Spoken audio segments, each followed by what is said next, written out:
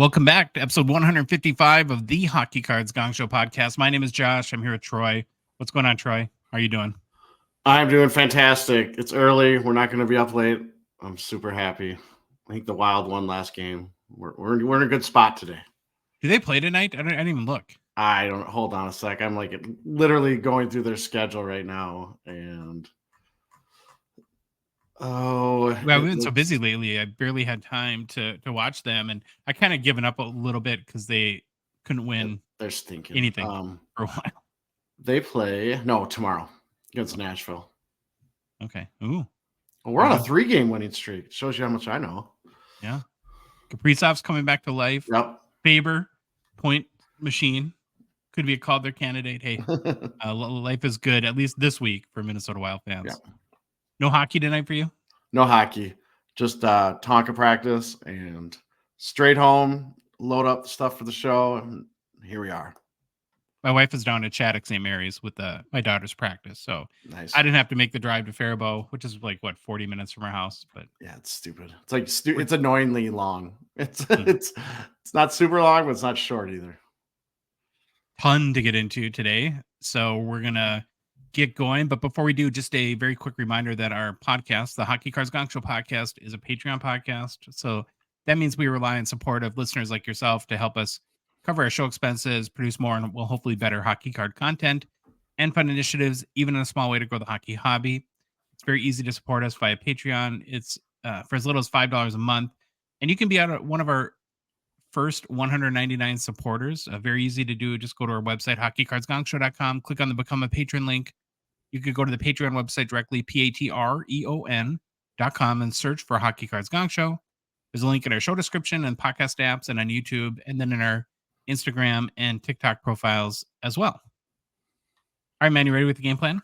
On today's show, we begin with the almost greatest NHL player to wear number 55. Then we take a look at if we are currently in the junk variety era for hockey cards.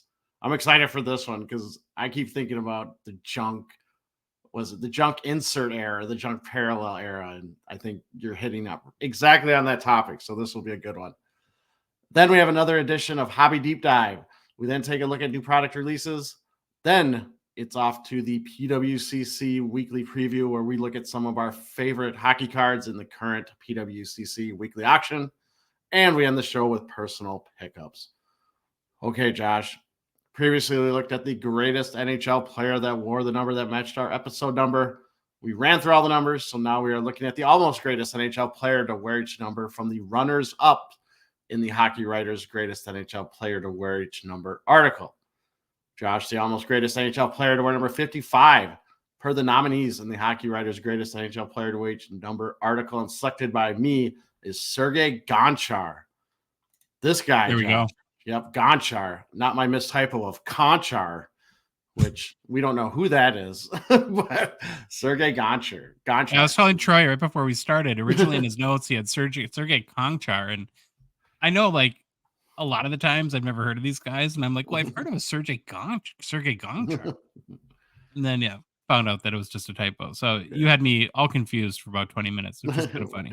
We got to figure it out. All right, the other runner-ups at number 55 were Eric, and I think it's Daze.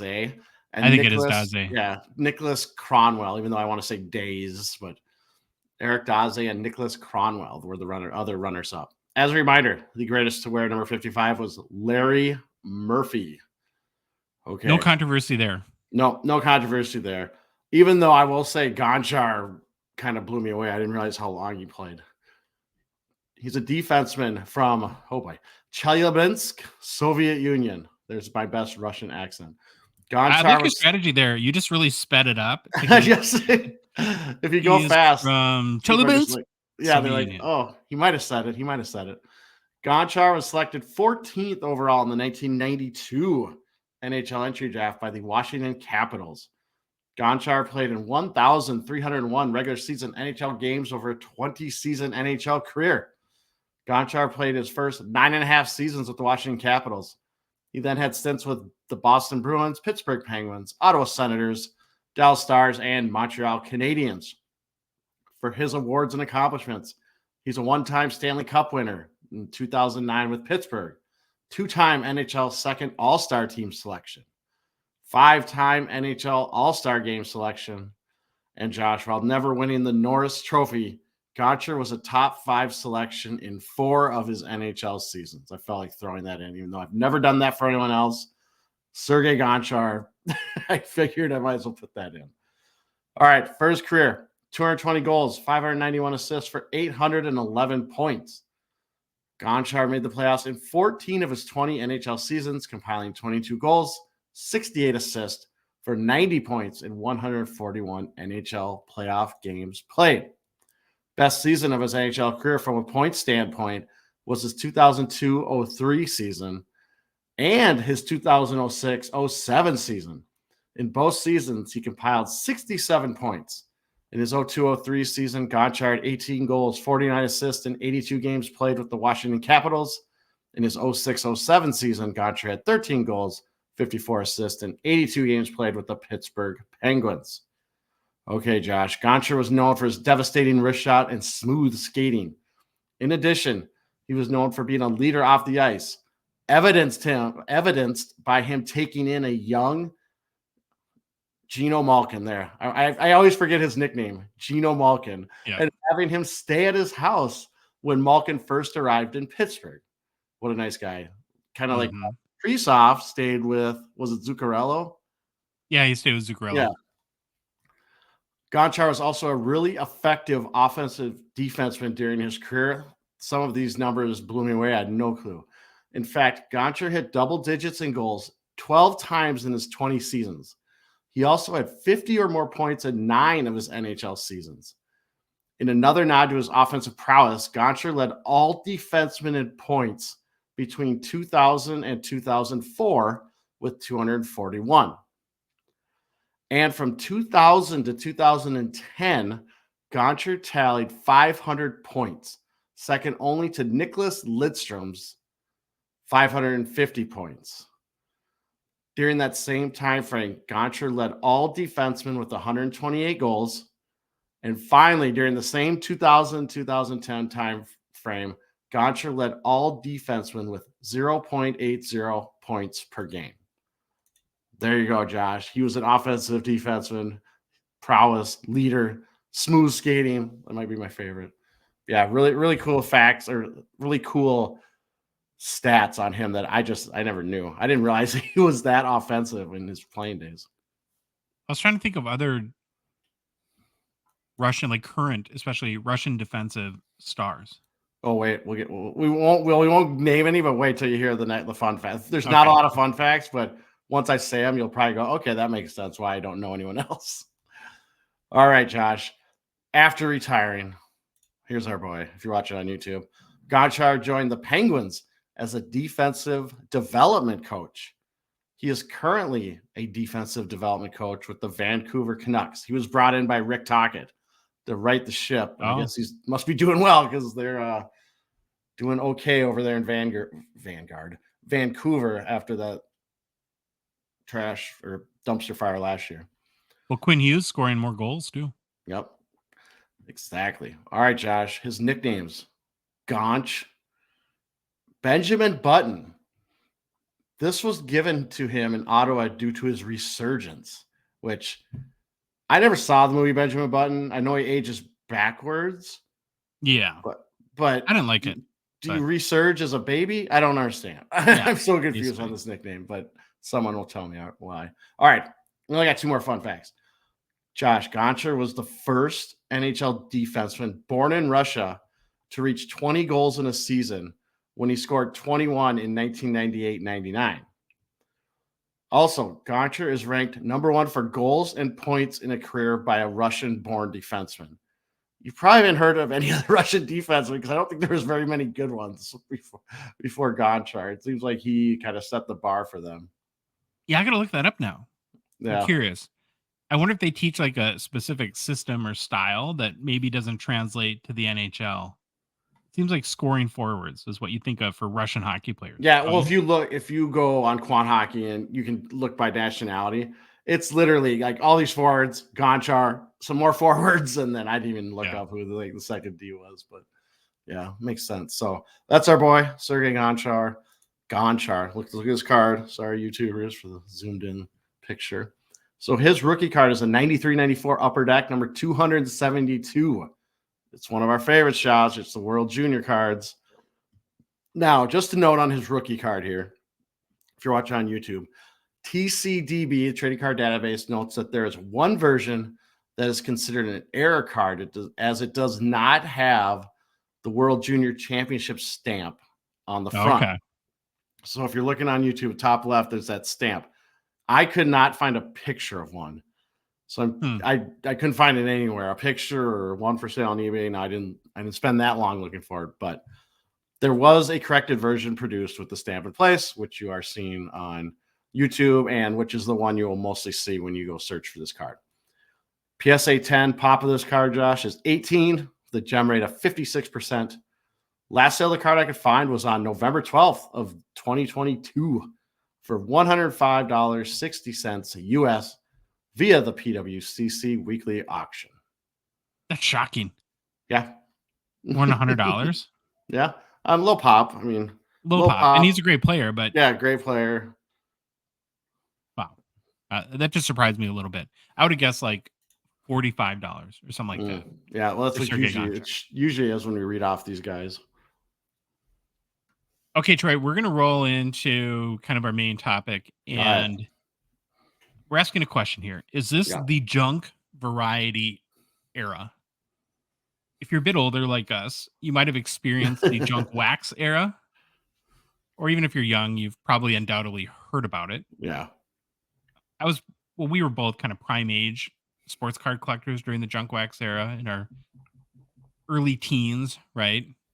Loved all kinds of cards at that time. So we're talking like late 80s, early 90s. Basically, though, I collected mainly baseball and hockey cards. Yeah. I had this weird obsession with Will Clark, so I can't even explain to you why. But I had like binder page. Like he was like my first PC.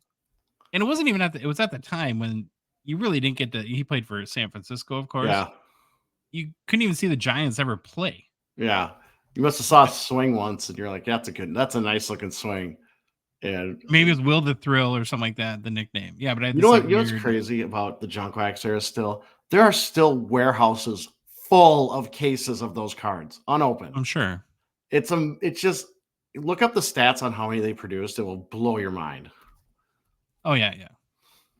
And not that we're junk whack historians, just because we were there doesn't as I just tried to spout some stuff. Yeah. But many attribute the whole reason for junk wax era is it was the response to an increased interest in sports cards at the time. You had going back to the late 80s, you had some huge rookies. You had like Bo Jackson on the football side, on the baseball side too. And then what really sort of catapulted everything was probably the Ken Griffey Jr. and the baseball rookie with the release of Upper Deck. And so the response to this increase in demand and more collectors coming into the hobby by the card manufacturers was to produce, tons more. So if we produce a Ken Griffey Jr. rookie, and maybe we would normally make 20,000 copies, we're going to make 200,000 copies, right? And that gets us like what you're talking about, whether it's perception or reality, and that's kind of the funny thing. And it's not that I don't want it to be the topic of today's conversation, but we look at a lot of junk wax era cards. I kind of think that, Troy, that they're coming back maybe a little bit for like sentimentality reasons, but these cards, they seem to have like weirdly low pop counts, right? And people always will say, well, there's like sitting in boxes. They're just sitting in boxes. Sitting in boxes. And that could be true, and it may not be true, but the evidence that we have is the data, right? And the data says like some of them, like the OPG Premier Jaromir Jagr, have been graded like more than any other card. Yeah. And then some of them, you look at like the 1989 Topps Joe Sakic PSA 10 that we just had a record sale that we did a social post on, has a pop of 18, like 1.8 for Joe Sakic rookie, because it's like a 0.94 gem rate. Well, no wonder. And we contributed, or we didn't actually send it in, but we pulled one. However, the stick of gum that was in the pack was fused into the card. We're like, oh, sad. That was sad. It was at the Fall Expo. Yeah. I think we were gifted a box. Yes. 1989 Topps Hockey. Yep. just for the thrill of to try to hit Joe Sakic. Like you said, we, of course, the one was the gum card, and it was Gum literally card. cemented to it, which was pretty funny. So that's, of course, the junk wax era that we all know. And when the pandemic hit and the sports card market boomed, it brought a lot more collectors into the hobby, and prices were going crazy left and right. And you and I weren't doing this show, but we were listening to other shows and kind of getting back into the hobby. I remember a large topic of conversation being at that time about how the card manufacturers, the Panini, Topps, Upper Deck, Leaf, or whoever, were very cognizant of the junk wax era, and they were Yeah. determined not to repeat it. They weren't going to just make a rookie card and print a million copies. Well, you might be thinking about base young guns again. That's another conversation for a different day, Yeah. whether they produce too many of those. But the feedback again from the card manufacturers, we're not going to have another sort of late 80s, early 90s junk wax era. But they had to do something, right? Because when more people come to the hobby, there's more demand. You have to produce more cards, and so then you get into this sort of balancing act where, well, how do we preserve scarcity? How do we make people feel like they get hits if you're going to spend 100, 200, 300, Hmm. $400 on a box, and protect sort of the hobby at large, but on that micro level, when people are opening cards, give them a positive experience. And again, it's and I'm glad we don't have to figure it out, right? And the point of this isn't to bash Upper Deck. It's just more mean to comment on what were some of the intended consequences and maybe unintended consequences of sort of the current strategy. As I've thought more and more, and this has really come about, Troy, because every time a new set comes out, we'll review the checklist, we'll do like a design review, Yeah. and I just feel like lately, and well, and by lately, probably the last 6 months, it's every time we go over a set, there's the amount of parallels grows. Yeah. And And I, it's just like to the point where it's gotten like almost astonishing amounts. And it got me thinking yes. about that maybe we're not in a junk wax era. Maybe we're in a junk variety area Hmm.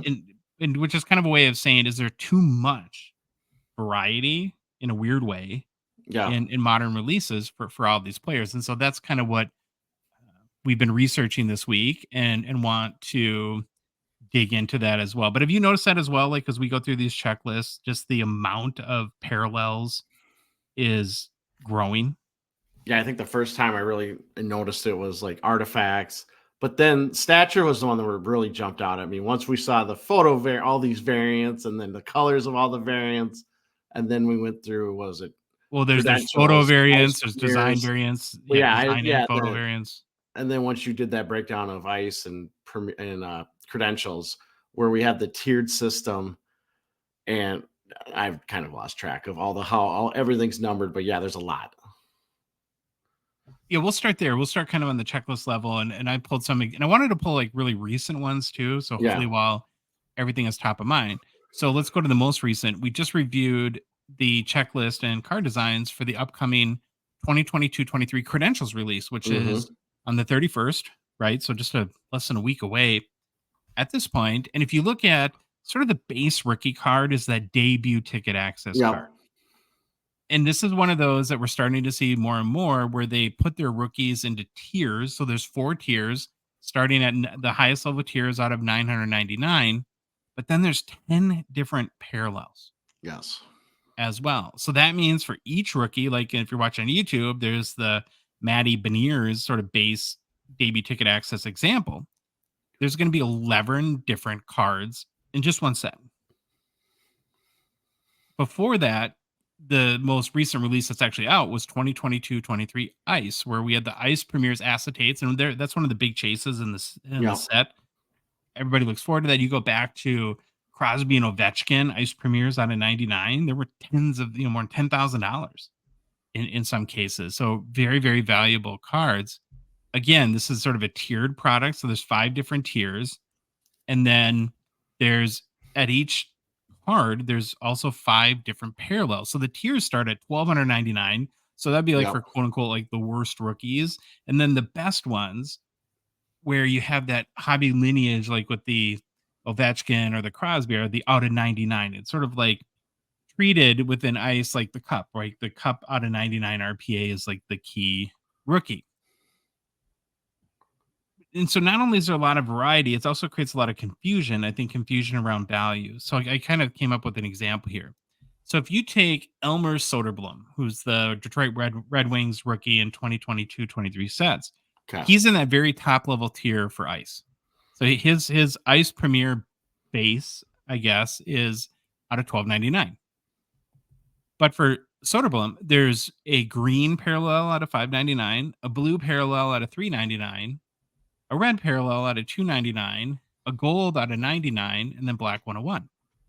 So if you hit the gold parallel out of 99, then the question is, like on our example here for YouTube, where you have a Matt Boldy base out of 99, how do you compare that Elmer Soderblom gold out of 99 to the Matt Boldy base out of 99?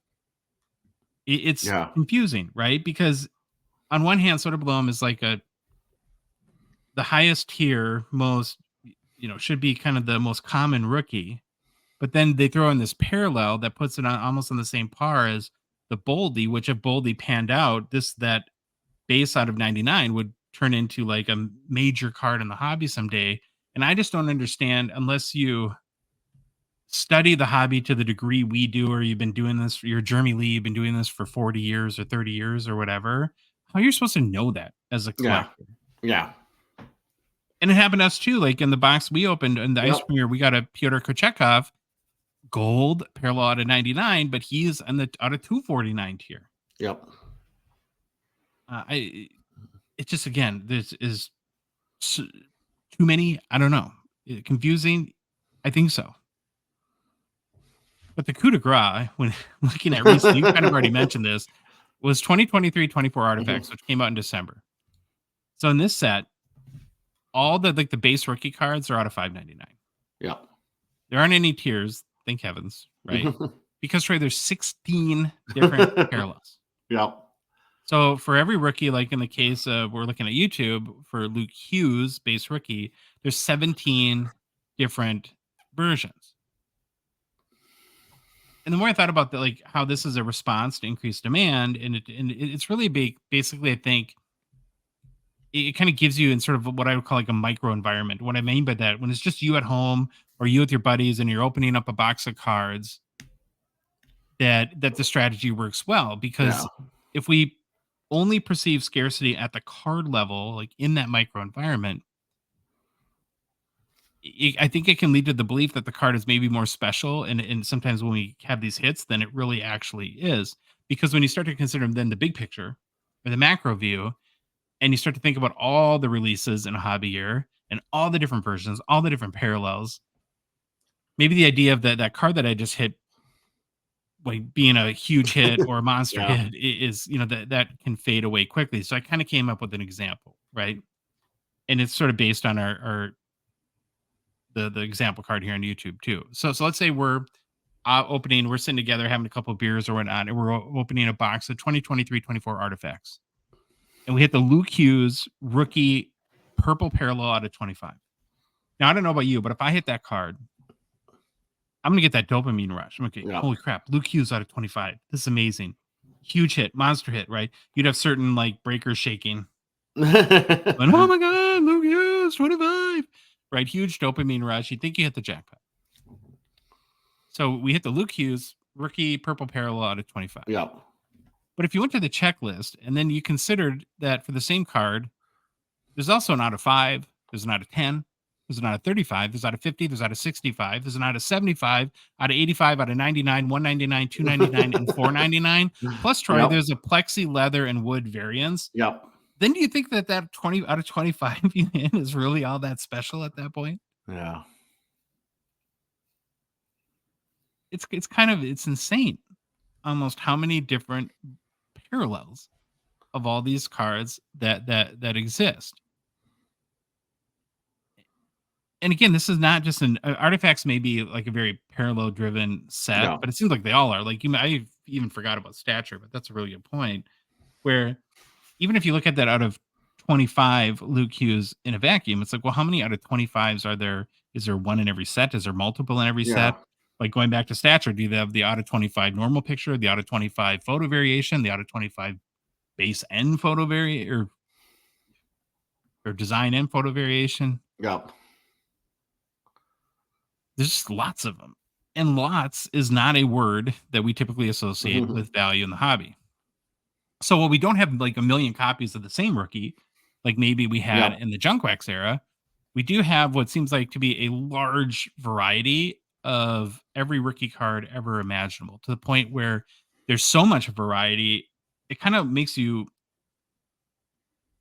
uh, or the challenge, I guess, is how do you sort through the craft? How do you figure out which one of these are truly special? Because Yeah. I think that now we have a lot of cards that we're kind of trained to think are very special, that maybe out of 10, maybe out of 25, or as low 49 or whatever, that at the end of the day aren't going to be that valuable 5, Hmm. 10 years from now, even if the player pans out, right? There's going to be so many of them. And so that got me thinking, well, we see based on the checklist, all the different parallels, all the different subsets, right? That lead to all these cards coming out. How do we know, are the total number of cards increasing? Like, is there a significant difference than there was pre-pandemic, as an example? And so that's where we use a TCDB, or trading card database, where they provide an estimate of how many rookie cards exist for each player. I'm sure it's not perfect. That you could probably find examples maybe where some are left out. Yeah. I don't think it's like where you're going to have cards that are added by mistake. It's probably, so if anything, it underestimates, I'm guessing. Yeah. I would say TCDB is your best bet to find. You're going to get probably close enough to whatever you're doing, and it has an amazingly amount of data, pictures of cards, and everything. There's also sort of and I don't want to draw the distinction between I understand the concept of like a true rookie, and some Yeah. people that's very meaningful to some collectors. And I get, and especially in the context of all this, I can really understand maybe why that would be. But we're just going to consider any rookie year card a rookie because, and kind of like I explained to you when we were talking about this Yeah. before we started recording the show, if you have a Jack Hughes card from 2019-20 and you're selling it on eBay, 100% of people are putting rookie Yep. in that Rookie. title, and that sort of trained all of us just to look at rookie year cards, I think, as rookie cards. So that's the way we're going to kind of approach it for this exercise. So I started with 2018-19 class, went and just looked at maybe like the top 4 or 5 of the top guys from each class, through again looking at TCDB, and just wanted to see, well, how many rookie cards exist for that player, and they're not all the same, because Upper Deck makes choices within different Yep. sets and subsets of how often they want to use a player. And so 2018-19 is very much pre-pandemic. Probably the key rookie was Elias Pettersson, 506, and which is the most, I think, of all the guys we looked at. 506 unique rookie cards were produced for 2018-19. Then there was Rasmus Dahlin, 341, Andrei Svechnikov, 455, Brady Tkachuk, 416. Wasn't really like an obvious fifth guy, so I just went with Rope Hintz because he's a pretty good player. 72, right? So it goes as low as that. So I would say on average, what, Troy, like 425, 450, something like that. If you sort of maybe take out the outliers of Hintz and Pedersen. Mm. But yeah, so about 400. So think about it. For all those players, that's a lot, right? There's 400 different rookie cards. And some of those are going to be 101, and some of them are going to be like a base Young Guns. It's going to have maybe 50,000 copies, and others are going to be out of 99, right? So any sort of the print run is going to be dependent on how that card is configured in the checklist. But this is just the total number of unique cards. We get to a year later, so 2019-20, where now we have like Jack Hughes, Quinn Hughes, Cale Makar, Adam Fox, Nick Suzuki. And remember the year before, Elias Pettersson had like 506 cards. Well, now you have Cale Makar with 718, Jack Hughes with 704, Quinn Hughes just under that 693, Adam Fox 401, and Nick Suzuki 534. So there's a significant number of more cards produced. You can sort of extrapolate just from looking at Yep. these 5 players that Upper Deck definitively amped up the total number of cards from 2018-19 to 2019-20. Now we get to kind of the 2020-21 where we're square in the pandemic. Interesting here that, and maybe this will be a little bit of conjecture on my part, Troy, but actually went down a little bit. Now you got to remember we had sets like Credentials and Ice were not produced that year. Yep. I don't know if Upper Deck decided to produce maybe a little bit less because they're worried about how would people respond to the pandemic. It went the other way, right? People went crazy for sports cards. But on the high end, you had Lafreniere, who had 860, which is still more than anyone the previous year. And kind of gives. I'll just say we're half of those in that star box or the Alex Lafreniere box. Pretty much. I know, bad joke. I'm sorry. But it gives you an indication of like exactly how much Upper Deck really pumped this guy. Yeah. Sort of backed him as the key ambassador for that rookie class. Kaprizov had just under 500, 492. Timmy Stützle, 447. Jason Robertson, 533. Interesting how many J-Rob cards. And then Ilya Sorokin, 448. But then we go to the next year, and this is where we take a huge... Are you lobbing like a nuclear bomb into this now? Yeah.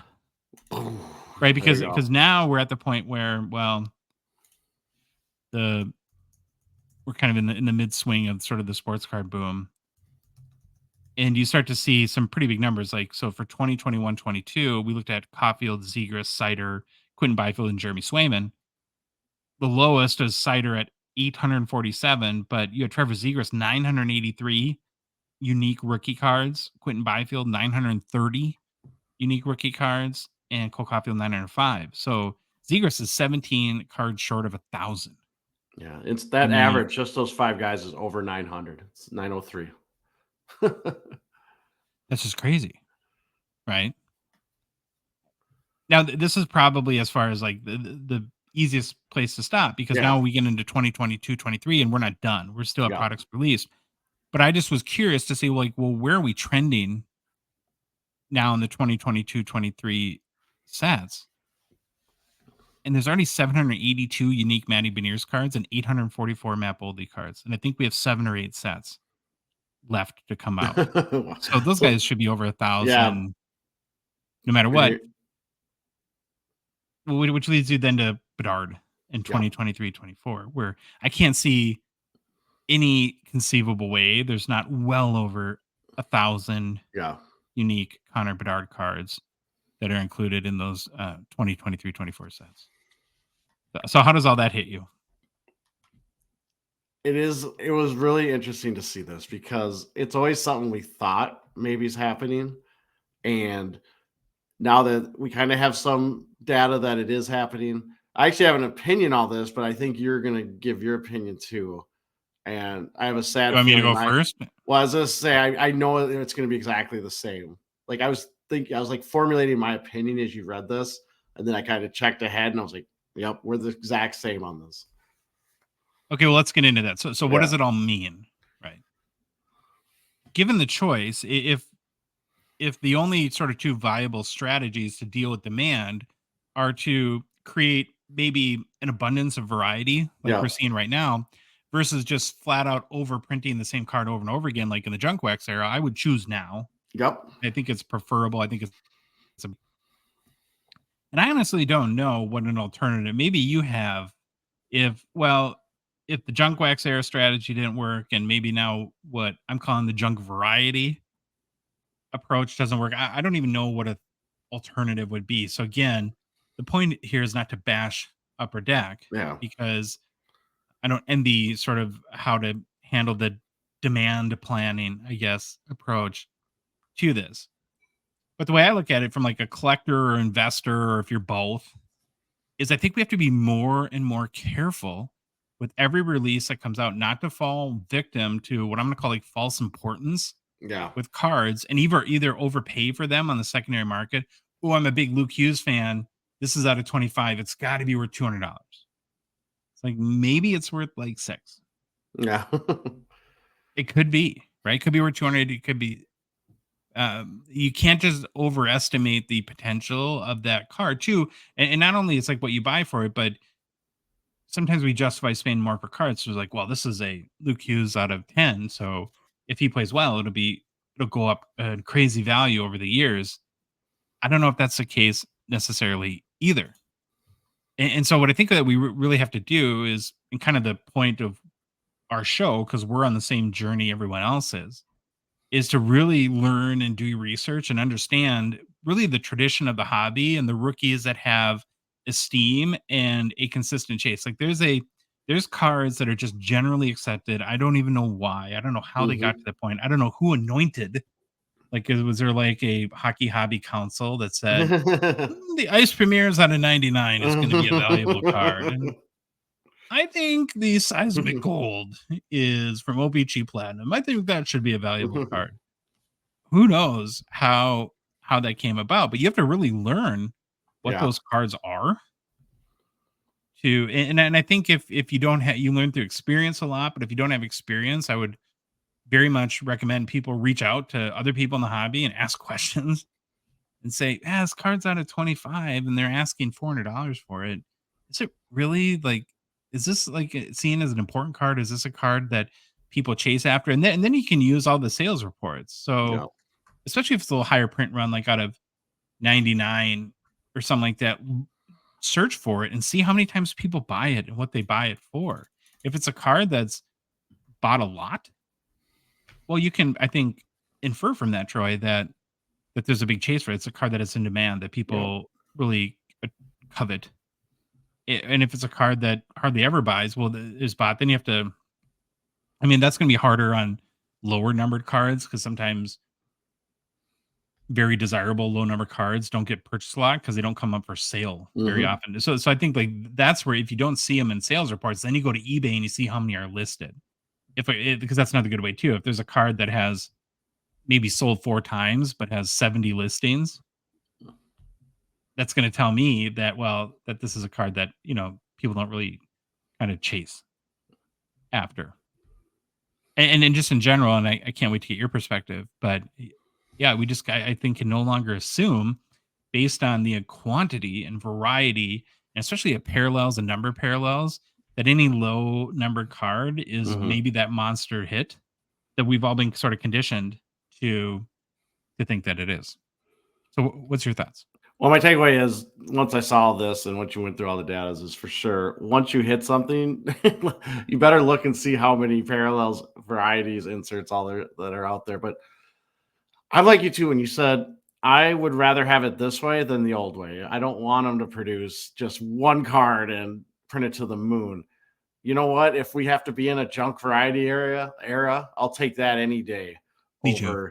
over the other. And I don't even know what the other options are besides just creating a bunch of cards of the main card, just one card. So give me the variety, give me the parallels. I'll take them. I know that I have to be smarter about getting all excited out of like a 50 or out of 25. And it's happened to me, like pulling a card, and probably both of us, and we sat there like, oh, it's out of whatever, we'll say 25. And you go on eBay, check sales, go to Terra Peak, and you're like, Oh oh. yeah, you're really disappointed. It sounds like You're like, heartbreaking. It's like well, I what? thought I was going to get some of the box costs back, but I guess not. I'll just throw this over here for a second and be sad. But I thought I no, just made it it's, rain with this yep, pull, and now yep, it's nobody cares, right? yep, Well, and think about too. It's like, well, why is this a timely conversation? We're gonna hit the meat of these yes, 2023, 24 releases, and we're all gonna be prisoners in the moment. yep, So people are gonna be pulling when these sets come out, and there's gonna be Connor Bedard out of 85. Right. Just because there's not a lot of Connor Bedards today, let's not all assume that out of 85 base parallel, that's some like random like Funko Pop parallel or whatever it's going to be called, is going to be a $10,000 card yep, 5 years from now. Because remember, I wouldn't be surprised if there's 1,300 yeah, different Connor Bedard rookies when it's all yep, said and done. And I wouldn't be surprised if it's more than that. yep. Upper Deck is going to take every advantage possible with this kid and the anticipation and the hype that is built for years and the people that just can't wait to get their hands on some of his cards. So, yeah, it's not just about whether you think you've struck oil when you're opening packs. It's making smart choices of the cards you're buying in the secondary market. I think it's gonna be really, really important. Yeah, and you talking about Bedard and me talking about Laffy's collection set. I forgot that they announced that there is a Bedard one coming out. It's not, they don't have any pricing or anything, but You know that you it's can what buy those Lappy sets on David Adams right now for $4.95. I saw that. That's just crazy. I remember those were in our Target for like 50. Like right when they when they came People out. would snatch them up right away. Yeah. Yeah. There'd be people waiting in line. Remember waiting in line for retail? Oh my gosh. So. All right. Want to make a quick mention for Gongshow partner and sponsor Slab Sharks. Of course, we're very thankful to them for their support of the show. Partners like them really make our show possible. One thing I didn't mention, I guess on Monday, given that their weekly auction that closes tonight, there's over 40 Wayne Gretzky autograph cards ending the auction. And these are not like vanilla Wayne Gretzky autos. As we reviewed a few of the cards last show, these are just crazy ones. A lot of booklets, a lot of dual autos with Lemieux and Messier and Curry. Just crazy stuff. So again, go to slabsharks.com, check them out, place your last minute bids. Good luck to everyone that's trying to get some of these cards tonight. And if it's past Thursday when you're listening and you missed it, don't worry. As one auction ends, the next one begins. So there's always great cards each week in the auction. If you happen to be a Canadian hockey cards collector and are looking to move some cards for cash, we'd strongly recommend considering Slab Sharks for their eBay consignment services. These auctions keep getting better and bigger because more and more collectors are turning to them. And if you ask, well, why? They make it super easy to sell your cards on eBay. They do all the work, and your cards get listed in their very popular and growing weekly auctions. They take the photos, list your cards, answer buyer questions, hunt down payment, ship to both Canada and the US, and handle any post-sale issues. Also, don't forget about the 98% payout rates on Connor Bedard cards through June 1st. I assume all 500,000 printed Connor Bedard Young Guns will be sold on Slab Sharks. Good luck to them keeping those straight. But 98% payout rate, you'd be crazy not to do it, right? Yeah. So for complete consignment information and start consigning your cards with Slab Sharks today, head to slabsharks.com. Happy news! All right. Well, speaking of Bedard, I had to mention this because that's how he broke his jaw, actually. He bit down too hard if you're watching on YouTube. Bedard face. Yeah. I love stuff like this, so I had to put it in. It's the story that everyone talked about a couple days ago, but nobody was sure why it was a story at all. The dumbest story ever that everyone's like, hey, did you hear that Bedard's out? Yeah. The Bedard return, right, his return to play timeline from the broken jaw he sustained on January 5th, in that timeline has not changed. And that was the story. Looks like he'll be out. So they said Bedard will be out 6 more weeks, and 2 weeks ago he got hurt, and the original time frame was 8 weeks. So again, it looks like it'll be about 8 weeks, falling into the 6 to 8 week initial timeline given. When asked about, well, why is it going to be 6 more weeks? Like we've asked the question too, why not wear like a Pat LaFontaine Stormtrooper helmet? Blackhawks coach Luke Richardson said it's due to bone settling. Okay. Whatever that means. Bedard is practicing, but it's still limited in what he can do. So here's a quote from Luke Richardson about that. He said, even though he's wearing a bubble in practice, he can't exert yet. Richardson said, he's not supposed to clinch too hard and let the bones heal with the surgery they did. And even wearing the shield that's going to bang into your chin. So that's only going to help when his bones are healed. And that's the timeline. The bone settling dry. I think that's a new one on our list of injury terms. But if there's any notion that he could maybe come back early, I think maybe that's the only takeaway that I saw in the story is that it's probably not going to happen. So we're about 6 more weeks out without Bedard. Series 2 got pushed. Coincidental. Yeah. We'll put our tinfoil hats on. Yep. Figure if that's a coincidence or not. Okay, next story, Troy. We have another hobby company going missing in action. What is going on? What is going on? I want to start a murder mystery, what happened to hobby companies podcast, but this podcast takes literally like 108% of our time. So that's impossible. So we've been following the Cardboard Connection situation, right? Where it appears that they just ghosted the hobby. They just said, we're out. Not going to tell anyone. And haven't done anything, I think, since January 2nd. So we're 3 full weeks into that kerfuffle at this point. No news there. They're just gone. Well, there's another, I think, pretty notable and a little bit of a local tie-in too. Breaker LCS eBay store that's in Twin Cities here that just kind of disappeared too. Two Bros Sports Collectibles, northern suburbs here in the Twin Cities. Yep. I assume is out of business, Troy. So you look at their Google listing and it says temporarily closed, whatever that means. Didn't know that was a thing. And you're like, well, why are you guys talking about some local LCS in Minnesota? Yeah. They're pretty decent sized breaker, pretty known breaker. We'd actually, when we first got back into the hobby, had done some breaks with them. And then they've had a pretty huge eBay store. Like I want to say at one point they had something like 175 or 200,000 cards. Yeah. They were one of the biggest. They had to be one of the biggest, like top 10 for sure. And then relevant to us, of course, too, lots and lots of hockey cards. Yep. They were the ones that sold the Cole Caulfield Seismic Gold. Yep. Or no, Golden Treasures card. And remember, we kind of gave them crap because they ended it on the 4th of July at 2 a.m. or something. And I think, or I guess I would assume a decent chunk, at least, of their maybe 175, 200,000-ish cards listed on eBay were consignment cards. Mm-hmm. And when you start to dig into it a little bit, it sounds like going back to December, people are saying that they ordered products and weren't shipped. And if you caught their eBay store before it was taken down, Troy, they had something like 1,300 negative reviews in the past 30 days. Yep. So it sounds like that a lot like Cardboard Connection. They just said we're out and ghosted the hobby. I don't know how else to put it. And it just, this whole thing blows my mind because why would you not do like a 20-second social post and say, hey, it's been real, it's been fun, has been real fun, we're done. Especially on the Cardboard Connection front, right? Because that's just basically information. I assume they make like ad revenue, affiliate revenue on people that click on links there. Now, my worry about Two Bros is, well, what if you had consigned like 20 big cards to them and they're just not responding to anything? Yep. What do you do at that point? I'm not really sure.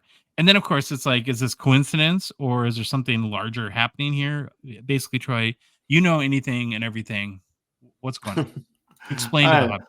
I have no idea. We even did we'll call it our journalistic integrity, and Josh sent a message to Two Bros, or no, to Cardboard Connection, just asking them, are you guys still around? Are you a going concern? Which is a very good accounting term. Way to use going concern. I like that. Yeah.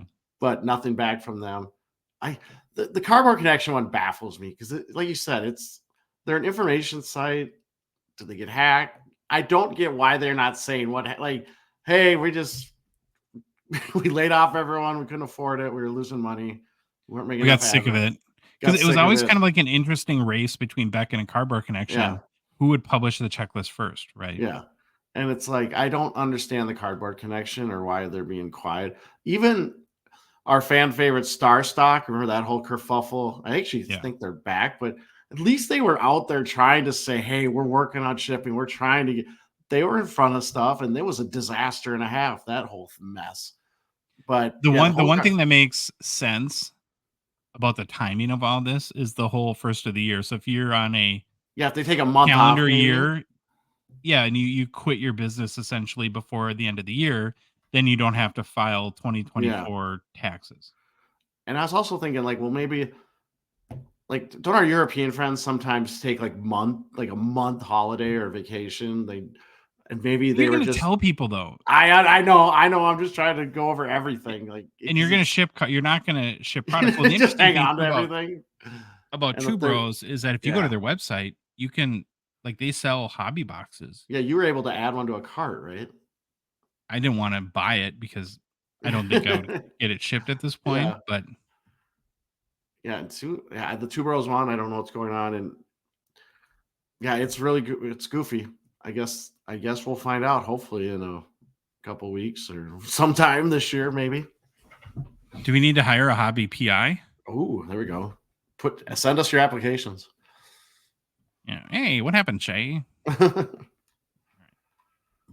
last story is we have to tread carefully. We're going to do that. Yeah. For fairness to all parties here. Carter Hart has taken a leave of absence. So Tuesday evening, we got the word that Carter Hart requested a leave of absence from the Philadelphia Flyers. The team granted him his leave. It's been categorized as indefinite, so there's no timetable for his return at this point. The reason for the leave was termed by the team as "quote unquote" personal reasons. Mm-hmm. They released a statement from GM Daniel Briere that stated Carter Hart has requested and been granted an indefinite leave of absence, citing personal reasons. The club will have no further comment at this time. So he's played 25 games this year, 25 years old. He's at 12, 9, and 3, 2.8 goals against, 0.906 save percentage. Missed a lot of time this season, both due, I guess, to injury, illness, and then now whatever's going on. So I read an article that The Athletic just did. He hurt his back in November, missed more time, and then got sick and recovered and had a hard time coming back. We've seen a lot of rumors, of course, what's going on. Then there's the news today from, what is it, like the London, Ontario police, or I don't know who announced it, or Team Canada, that they've notified 5 different players that were part of the 2018 Team Canada. Is it the World Junior Championship team? Yep. Time to turn yourself in. Hart, of course, was on that team. I don't want to connect those dots as many people, as logical as it may seem to do. It just feels a little bit maybe unfair at this point, Troy, to maybe even make that what probably seems like an obvious connection and then be wrong. And if that happens, we'll find out soon enough. Yeah, I assume that all that is gonna take care of itself pretty soon. And then I think there was 4 other NHL players. Was it Cal Foote, Dubé, yep, and Ryan McLeod? Is that the other one? Yeah, Michael McLeod. And then there's one other one who hasn't been named yet, so we won't know. Or I'm assuming I think it's a guy in Europe. Yeah, they maybe assume that it is. So we'll comment, I guess, that at the appropriate time. But that would be, if it happens to be any of these guys, be pretty damning to their career. I would tread lightly on any Carter Hart investments at this point. I think that's probably the most practical advice. He has a 2018-19 Young Guns. His PSA 10 is a pop of 762, 68% gem rate, less over 85 US on January 19th. It was up 42% based on that last sale. I'm assuming it's probably a decent candidate to go down now. What is interesting, though, Troy, is that in his absence, where it looks like Samuel Ersson, I think is probably how you say his name, will probably be the top dog in net. He's had a better season so far than Carter Hart. He's a 24-year-old Swedish goalie. He started 20 games, is 12-6-3 with a 2.36 goals against and a 0.909 save percentage. Now, this kind of blew me away. So everybody go find your value boxes. I know. I was just thinking about that. I'm like, I gotta look. Okay. You probably have some. His 2022-23 Young Guns, which was from extended series, been popping off a little bit. It's selling raw, Troy, anywhere from the $20 to $30 range. Yeah, that makes sense. I mean, this is kind of, I hope, I mean, if this kid keeps playing well, that the Flyers kind of lucked out, I guess, to have such a good backup right now. So we'll see now that he's going to be thrust into the starting role. Who knows? Of course. But he said, I'll just give you a heads up, though. His last 3 games have not been good. Well, that just makes him an NHL goalie, right? Yeah, riding the roller coaster there. Just normal. That's Hobby News. We're going to move on to our second edition of Hobby Deep Dive, where it's our opportunity to learn more about key NHL veterans and legends that, well, we either don't talk about often or just haven't had a chance to dive into their background and their sort of hobby status. So just like with last week, we threw up a poll on Instagram, put up 4 choices, let you guys choose the Hobby Deep Dive candidate for today's show. So we had here's our 4 candidates. We did Nathan MacKinnon, Nikita Kucherov, David Pastrnak, and Artemi Panarin. I would like to say the Gong Show audience just let me down with Kucherov. That's sad. 17%. Come on. Kucherov's our boy. Yeah. You want to learn about the world's best defenseman, right? You got to go for Kucherov. Just kidding. I know he's. People just don't appreciate defense, Troy. Yeah, that's what that is. We know he's a forward. So McKinnon came out 44% of the vote, followed by Pastrnak with 26%, Then Kucherov at 17% and Panarin at 12%. Kind of interesting on the Panarin front is that we'll hear often that why don't you give more love to Panarin? Yeah. So I'm going to keep throwing him in there. I was going to say, are you get no love, and now you definitely get no love even on our polls to get love. So that's kind of funny. Good amount of response too. So again, thank you to everyone for voting. So of course 10, that makes 10,000 responses or what? I think 150 million people voted. Nice. Yeah. That makes Nathan MacKinnon from our Dublin. Second hobby deep dive player. There he is. He's ready. He can't wait to Pretty learn happy about this himself. too. Yeah. He's been so good in the past probably 2.5 years now. Yep. And there's still very little hobby interest in him, which makes no sense at all. So that's why I was excited for the opportunity maybe to learn a little bit more, dig into that, and try to do our best to figure out why. I know we've said it, but once you go through all the stuff and then you get to the top 6 sales, it's just flabbergasting. It's just what? Are you kidding me? That I can get that card for that much money? Okay. Mm-hmm. So Nathan MacKinnon's 28 years old. He's originally tried from Halifax, Nova Scotia. Plays center for your Colorado Avalanche. All right. Sidney Crosby is formerly Quebec Nordiques. Formerly Quebec Nordiques. Long time ago. Sidney Crosby is from basically there too, nearby Cole Harbor. I don't know how people term it, but it seems like that maybe Cole Harbor is like adjacent or a suburb or something like that of Halifax. Do you think it's like the rich neighborhood and like Edina, Richfield, where I grew up? I grew up in Richfield, the poor neighborhood. Yeah. Edina was the rich kids. I wonder if that's Halifax versus Cole Harbor. Well, Crosby and MacKinnon are buddies, just like you and I, Troy. The only difference is they haven't achieved quite as much as we have, but maybe someday for them. So Nathan MacKinnon was a youth hockey star in the Halifax area. Actually played in Cole Harbor, so maybe that was more the Edina area. When he was 11 years old, Troy, he scored just 200 points in 50 games. That's pretty good. Then in his bantam years, he enrolled at the famed Shattuck St. Mary school in / dormitory / hockey academy here in Faribault, Minnesota, where my daughter is right now practicing. We go there all the time because we have not enough ice here, and so we rent their ice for them. It's a ridiculous. It looks like Hogwarts. I mean, that's what all that money, all that tuition money pays for. And they just built a whole new like athletic center, but surprisingly, their ice rinks are crap. Both of them are kind of dumpy. Well, actually, they have 3, and the 2 they have the JP Parisi ring. Yeah, that and the ice is really bad for what Shattuck should have. They need to work on the ice. I tell you this all the time. I just love he's got to be like the arena manager. He looks like Brian May from Rooster. His nickname's Rooster. He's got crazy hair. Yeah. Crazy curly, but it's like white. It's not. Well, I don't know. Brian May, his hair used to be black. I don't know if it's white now, but yeah. Oh, it's white. Yeah, it's white. Okay. So from Faribault and Shattuck, then he went back to the Halifax Mooseheads of the Q, the Quebec Major Junior Hockey League in the CHL. And over a couple of years there, Troy, he averaged 0.62 goals per game, 1.5 points per game. Also led the Mooseheads to their very first Memorial Cup. Cool. He was also named the most valuable player of that tournament, scoring 7 goals, adding 6 assists for 13 points in 4 games. Pretty good. Which led him to be the #1 overall pick, Troy, in the 2013 NHL entry draft by the Avalanche. He looks like he's 10. He just looks like a little kid. It's like one of like the high school kids like has like a dip in his mouth in the back of the class or something like that. Well, then you got Sakic over here looking like he could still be playing. So I'm always curious, and I do this all the time, but when we talk about picked 5th or 6th or 7th, 1, in the case of MacKinnon, who are the top 5 that year? So he went #1, Alexander Barkov went 2nd, then Jonathan Drouin, Seth Jones, and Elias Lindholm. So I think the Avalanche, they got it right very well. They got the right guy. They got it right there.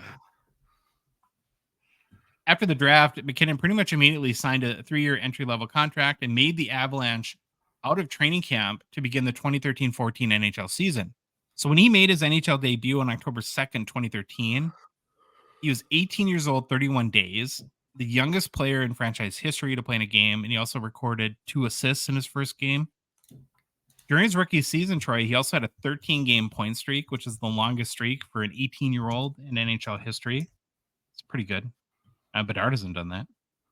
Oh, shots fired. Shots fired. Finished his rookie season with 63 points on 24 goals and 39 assists, good enough to be the youngest player in NHL history to win the Calder Trophy. And looks pretty young. At the start of the 2016 NHL season, so we're fast forwarding a little bit, MacKinnon was named Avalanche alternate captain. He then played in his first All-Star game later that season in 2017.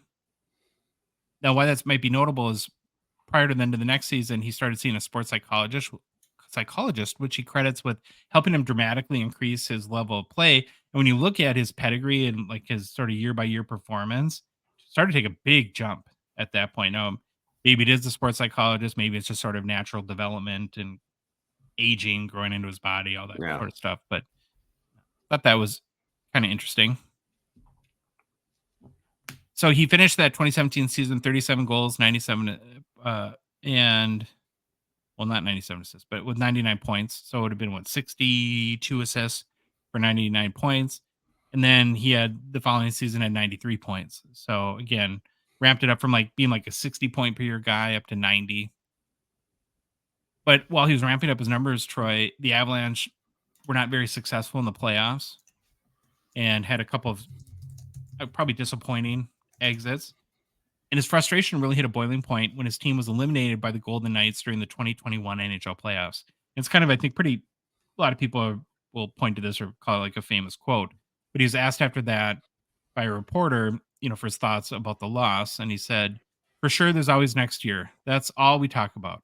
I feel like," MacKinnon said to reporters, "I mean, I'm going into my 9th year next year and I haven't won SH. That sort of. I'm definitely motivated. It just sucks losing 4 in a row to a team."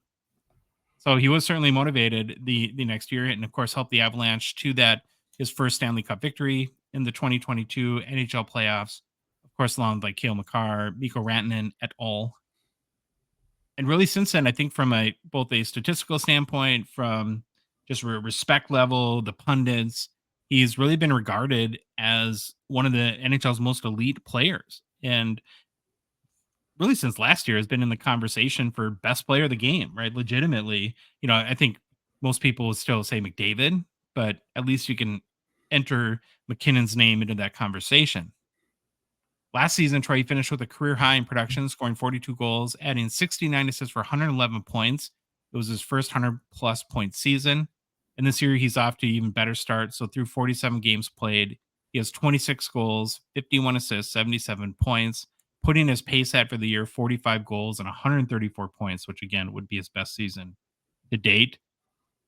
I don't know if you saw this like a few weeks ago. There's a lot of stats floating around about the 2023 calendar year in which he led all NHL players last year with 135 points, besting McDavid even, who had 129.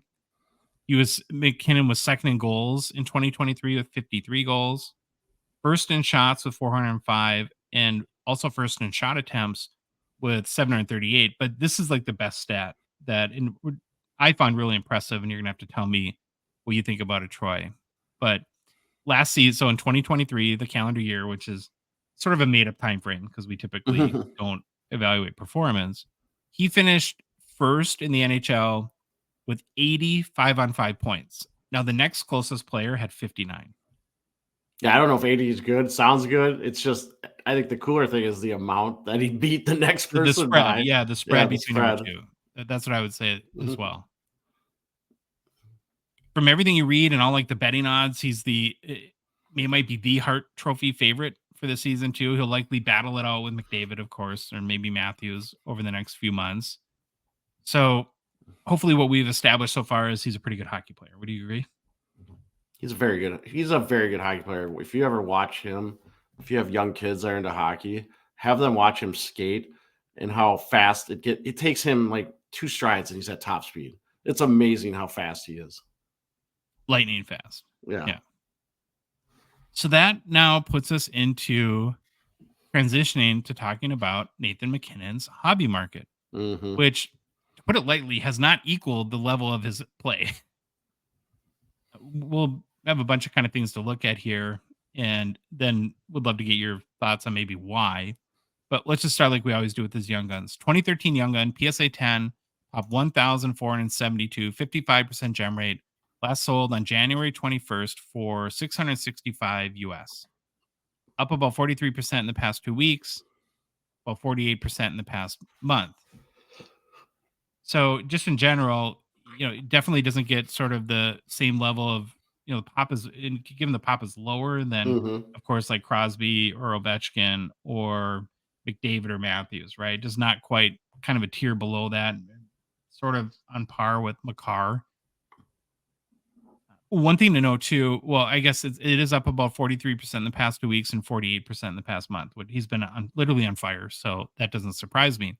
One thing to know though about this card, if you're not familiar, is that when it was originally produced, there was a I guess called a print imperfection.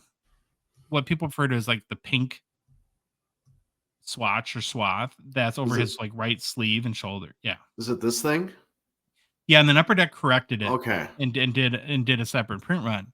And so if you're buying a MacKinnon Young Guns, the picture of the PSA 10 we show here is more the Yeah. corrected one. It's like A lot one of times, color. yeah, you'll see people that will say like no pink in the title Yeah. because the corrected printed version is more desired by collectors. Yeah. So And the point there is you don't want to pay the price for a non-pink card if the card is a pink one. yeah. That's just something you have to know.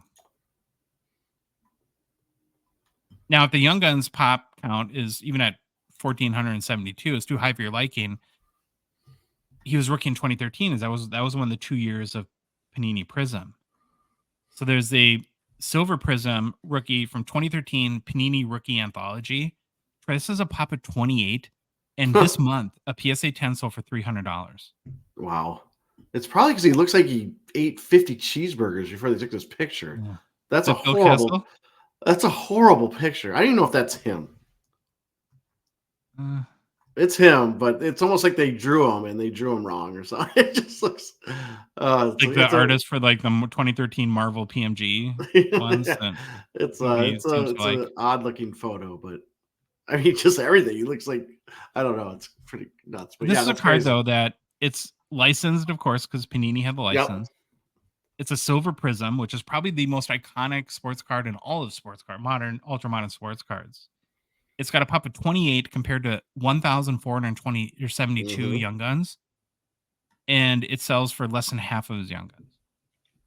I don't know about you, but if I wanted a MacKinnon rookie, I would take this card 100 times out of 100 over his base Young Guns. Are you traditionalist, and would you go the Young Guns route? Usually, I would take this Panini card, but I don't like how it looks, and the pop doesn't really scare me on his base Young Guns. So I'd probably go for the Fair base enough. Young Guns versus this one. Those are just a couple rookie options, but again, kind of what we alluded to is the most puzzling thing is just how little he's chased in general. So again, while he led all NHL players in scoring in the calendar year 2023, we talked about that. Mm-hmm. Nathan, we do like the top ranked players for as far as cards sold. He finished 36th during the year. Yep. He had in all of 2023 in the secondary market per card ladder sales history, 4,302 Nathan MacKinnon cards sold. So that's about 10 times less than the Wayne Gretzky cards that sold.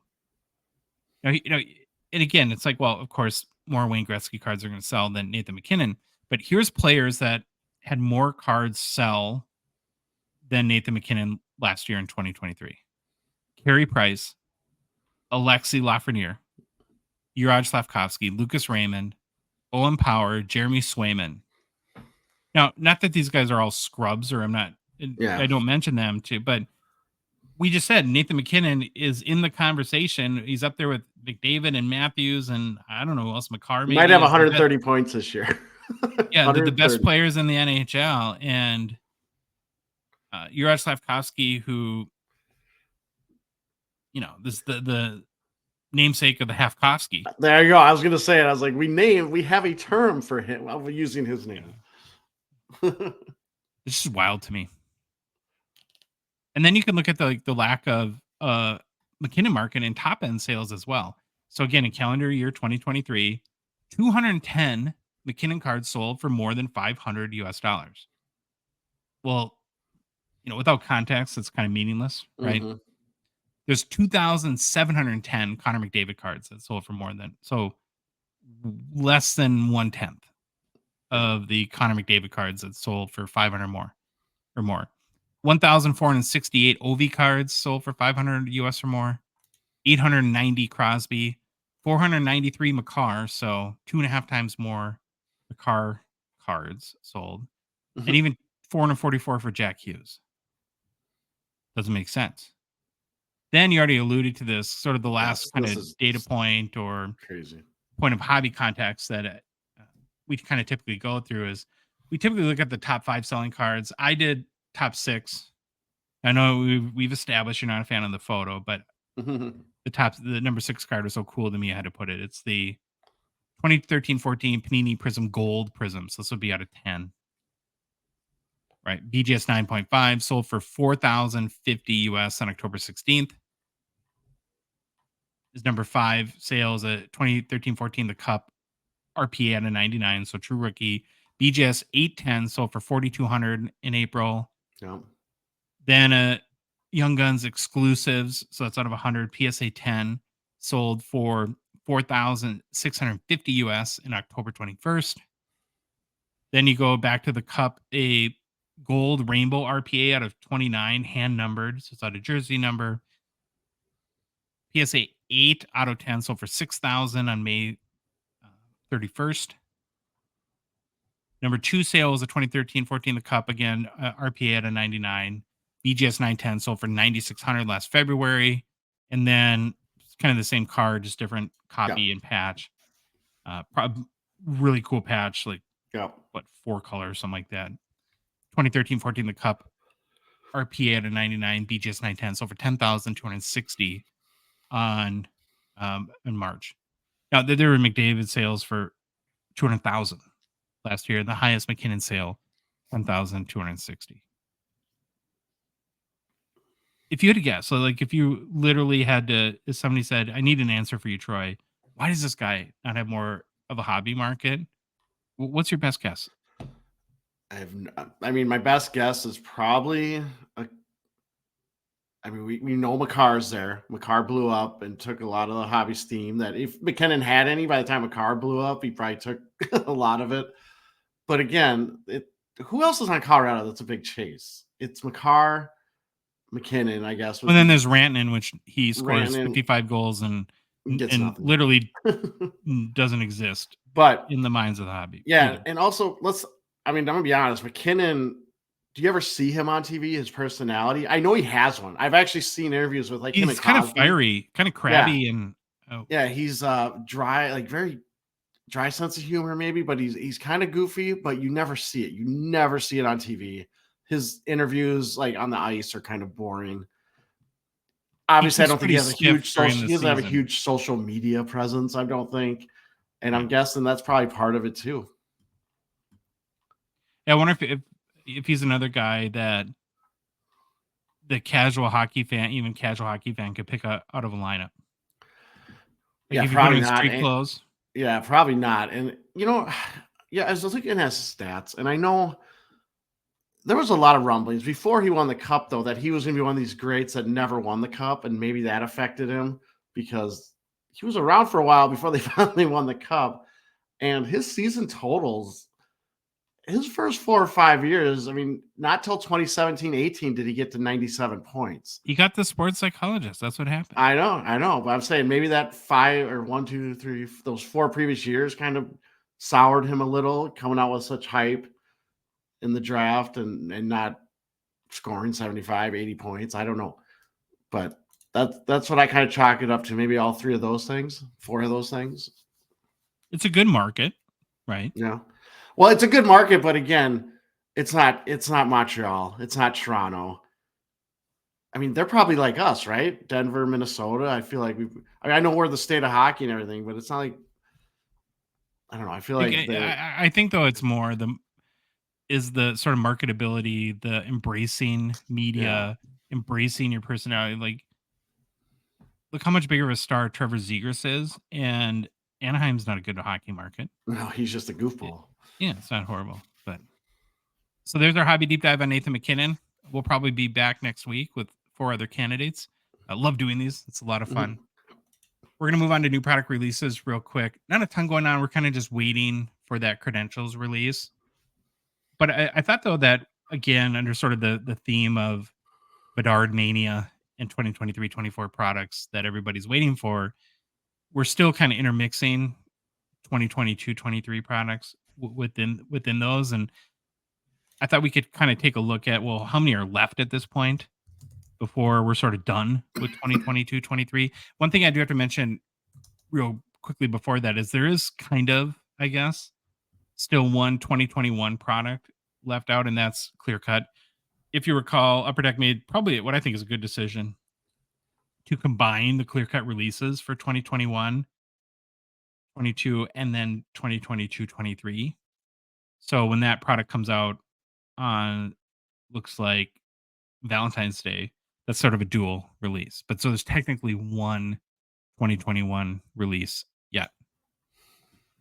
But beyond that, unless I forgot something, I sort of had a point of crisis of confidence, Troy, that I was leaving something out. But I did spend a lot of time looking through it. I think there's 7 2022 releases left. So we have Credentials, which comes out on the 31st, Clear Cut on Valentine's Day, OBG Platinum at the end of the month on February 28th. It looks like Upper Deck's kind of getting back to every other week now, which is a good thing. Then beyond that, the sets that I could think of that haven't been released for 2022-23 are Parker's Champions, which according to our Discord is never coming out. Yeah, I wonder if it went with Cardboard Connection, I guess, and just decided that thing keeps getting pushed, and at some point, please come out. I think our Discord has never been more excited for a set, and it just keeps getting pushed out every time. I always get worried. It's almost like with the Bedard Young Guns, if you can possibly live up to expectations at this point. True. I was just looking at the sell sheet. It looks so cool. Then there's Premier, Ultimate Collection, and then the Cup. Anything I'm forgetting? Oh, I don't know, probably, but I'm sure we forgot something. Let us know. Let us know. So that's what we have left for 2022-23 releases. Only other thing in I didn't even know about this. Did you get this? Did you get an email? No, I was just on I went to the ePack site because remember we hit those rookie Bedard special rookie cards that we got the out of 99 and the Luke Hughes out of 249 that sold out right away. Yeah. But they were physical pending, meaning you couldn't redeem the physical card yet. I'd gotten wind that while the cards are still not ready to be shipped, the numbers are there because it originally was like XX out of 99 for our Bedard. And I wanted to see if we lucked out and got 97 out of 99. We didn't. It's like in the 50s. Something like that. And didn't get the Luke Hughes jersey number either. But so I was on the ePack site and then I saw that, oh, wow, 2021 Credentials, not the one that's coming out next week, just hit ePack. And this is like low-hanging fruit to poke fun at Upper Deck here a little bit. So I want to be a little bit careful. But I understand that they're a little bit between a rock and a hard place because they've stated they don't want to undercut local card shops. This product had an MSRP when it came out, but that was over $100, let's just say. Yeah. And we all know that this is the product where most of the key rookie autos are missing, and it's a rookie auto product. And so it's $140 a box on ePack. Yes. And I was at I'm not going to mention my name, but because I don't know if they would want anyone to know, but the card shop, the LCS that's closest to us in rhymes with Schmiegen. I think this is like $55 a box there right now. Yeah. So it's getting to the point where it's like a third of the price physically. And still no one wants it. That's the sad thing. It's 55 and no one wants it. And then I'm thinking, well, I don't know, maybe there's like some cool exclusives or achievement cards that'll be like a big enough draw for some people to buy this product on ePack. And so I started looking through and there's one exclusive card, Troy. Check this out. It's called a Mandelbrot Fractal. Now that is a name. Mandelbrot Fractal. So you can get one of these by combining 5 digital base cards into the Mandelbrot Fractal Parallel, which is then becomes a physical card that you can get sent to do.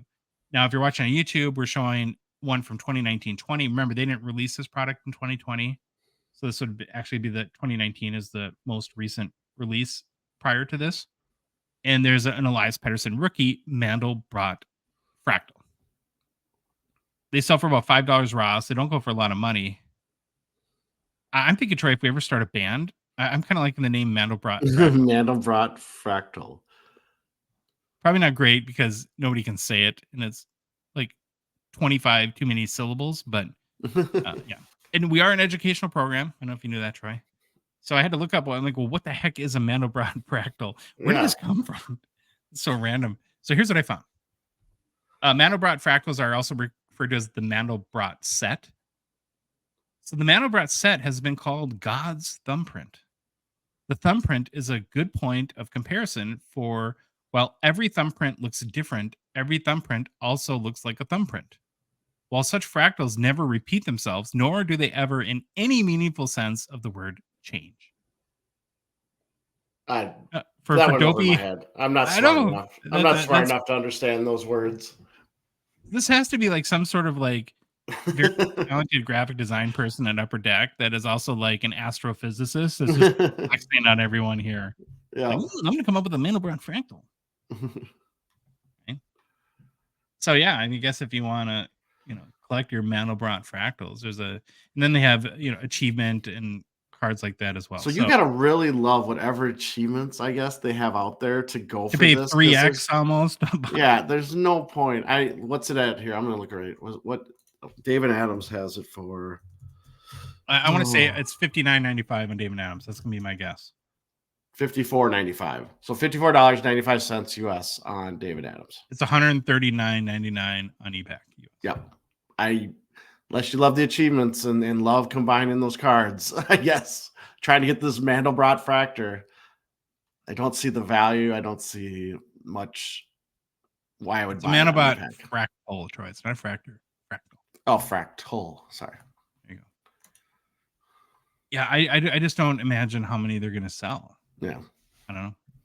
But it's there. So let us know if you hit any cool cards or... I might buy a Mandelbrot Fractal now. Just because of the segment on the show. Go to ComC. Maybe there's some out there. Oh, there will be, I'm sure. All right, time for our weekly PWCC hockey preview. PWCC, of course, is a sponsor of our show. Very grateful to them for their support. Quick thing, though, before we get into the weekly auction, just a reminder that the January premier auction ends tonight. Big auctions ending tonight. Holy cow. Head to pwccmarketplace.com, place your bids. A couple awesome hockey cards in the auction. But the current weekly auction is live as well, ends this Sunday. And as with every week, Troy, there's some awesome, interesting cards to choose from. Tons of cool modern cards these past couple weeks, too, that you don't see often. That's what I really appreciate is the variety in the PWCC Weekly. Definitely. I have not a ton, but I have a lot of cards bookmarked. Oh, you do? I'll give a hint. I don't have any personal pickups this week, but I'm hoping next week. But you're bound and determined? I'm bound and determined to come back because there are some cool cards. Is it possible that on Monday's show we could have a button bar and a personal pickup for you? Or is that too much to ask at this point? Well, as we do each week, we picked out our favorite vintage and modern cards to highlight, learn more about. So we're going to start with our favorite vintage cards like we always do. Right. I had the first one. And I just have a love affection with this guy now, man crush. Yep. Ever since the Fall Expo, I had to go with the 1971 OPG Marcel Dion rookie PSA 8. PSA 8 Troy has a pop 164, 72 graded higher. So there's 10 PSA 8.5s, 56 PSA 9s, and just 6 PSA 10s. Now this PSA 8, even at pop 164, has the exceptional eye appeal rating, putting in the top 15% of the 164 PSA 8s. It's also in one of my favorite sets of all time. Love the design. So emblematic of the early 70s. And I really enjoy when like sets, you look at them, it kind of feels like the time frame that they were produced. So one thing that I didn't know about this set until I want to say like a month or two ago, that now it's like it's kind of like the arrow and the FedEx logo. Once you see it for the first Yeah, time, you can never unsee never it. unsee it. There's like a kind of crazy centering thing with this card. Do you know what it is, or did you read I ahead? I no, I didn't read ahead, but I did see. Yeah, because I saw the other image. How it was Yeah. super off, but it wasn't. The picture looks great, but like the centering next to the picture looked cool or looked good, but then the wordings was way off. So is Yeah. that Yes. what you're? Yeah. So the easiest way to kind of gauge the centering on these is that there's a blue kind of oval circular thing border sort of around the picture, and then you look at the white space on the right and left side of it. Like that's at least for left to right centering, that's how you Mm, tell. And like in this case, even this card, while it might not be perfect, it's pretty close. But then you go and you look at the top of the image has the team name. And of course, in the yeah, case of Marcel Dion, is he was a rookie for the Red Wings. And the centering's like way off on that. And Troy, that's just how it was printed. Because like I showed in the next image, even a PSA 10, yeah, where it's even more pronounced, where you have again really good left right centering, but the left right centering of the Red Wings team name yeah. It's is just like that's weird. 90-10. And then in this case too, where you have like Marcel, even like his portrait isn't centered in the oval. Oh yeah, So yeah. it's like yeah, it messes with your mind from a Mm, order and centering perspective. But still very, very cool card nonetheless. And honestly, I understand why this card got the IPL rating. It's in very, very good yeah. condition. It has that lovely PSA rough cut that I like, that of course is just a dull blade. It's not a wire. Not gonna get in trouble for that again. So cut by blade story. Yeah, just love the card. Now, Marcel Dion was the second overall pick in the 1971 NHL draft. So, do you know who was picked ahead of him? Can you guess? uh, mm, oh, well, probably your guy Lafleur. Yeah, Guy Yeah, 'cause Lafleur. he's the other rookie card that I know in Yep, this set, and he's there you go. I could I was lucky that I got number one. He could have been like 3, 4, 5 or something, but I figured that's the only other rookie I know in this set off the top of my head. Too bad it's not Gong Show Game Show. You would have got one right. I got one right. 1 out of We have to 20. figure out how to do. That's why we need a button bar so we can do Gong Show Game Show again on YouTube. People miss the game show. Actually, nobody does, but Nobody me, misses the game show. I love doing it. Dion's nickname Troy was Little Beaver Oh. Oh, because I know Little Beaver. The rest. Oh, yeah, the wrestler. That's why he was in. So I watched. My favorite he was a little WrestleMania. person, right? I mean, Yes, he that's was a little person. My yeah. favorite wrestling event ever was like WrestleMania 3, I believe, at the Detroit Silverdome. I remember my parents ordered it because I begged them for like 2 months on pay-per-view. And there was a match. It was Hillbilly Jim with I two remember little him. people versus King Kong Bundy and his whatever two little people. And Little Beaver was one of the wrestlers that was out there. That would probably never happen today, right? No, and King Kong Bundy, I think, splashed one of them, if I remember right. It's a different era back then. Well, they said he had an uncanny. I don't remember Little Beaver, but they said that Dion had an uncanny resemblance to him. Hmm. Do you get that by looking at No, it? because unless I'm thinking of a different one, the Little Beaver wrestler I remember had like a mohawk and was dressed like Native American. I mean, I don't even know if he was Native American or what, but it's I don't see it, but Probably not the best nickname. I wouldn't no. want that one. So Dion played 18 seasons in the NHL from 1971-72 until retiring after the 88-89 season. That's crazy. I'm almost 2 full decades, right? He played for the Red Wings for 11 and a half years, and then with the LA Kings. No, he played for the Red Wings for a few years, and then 11 and a half years with the Kings, where I think he was most known for, right? And then finished his career as a New York Ranger.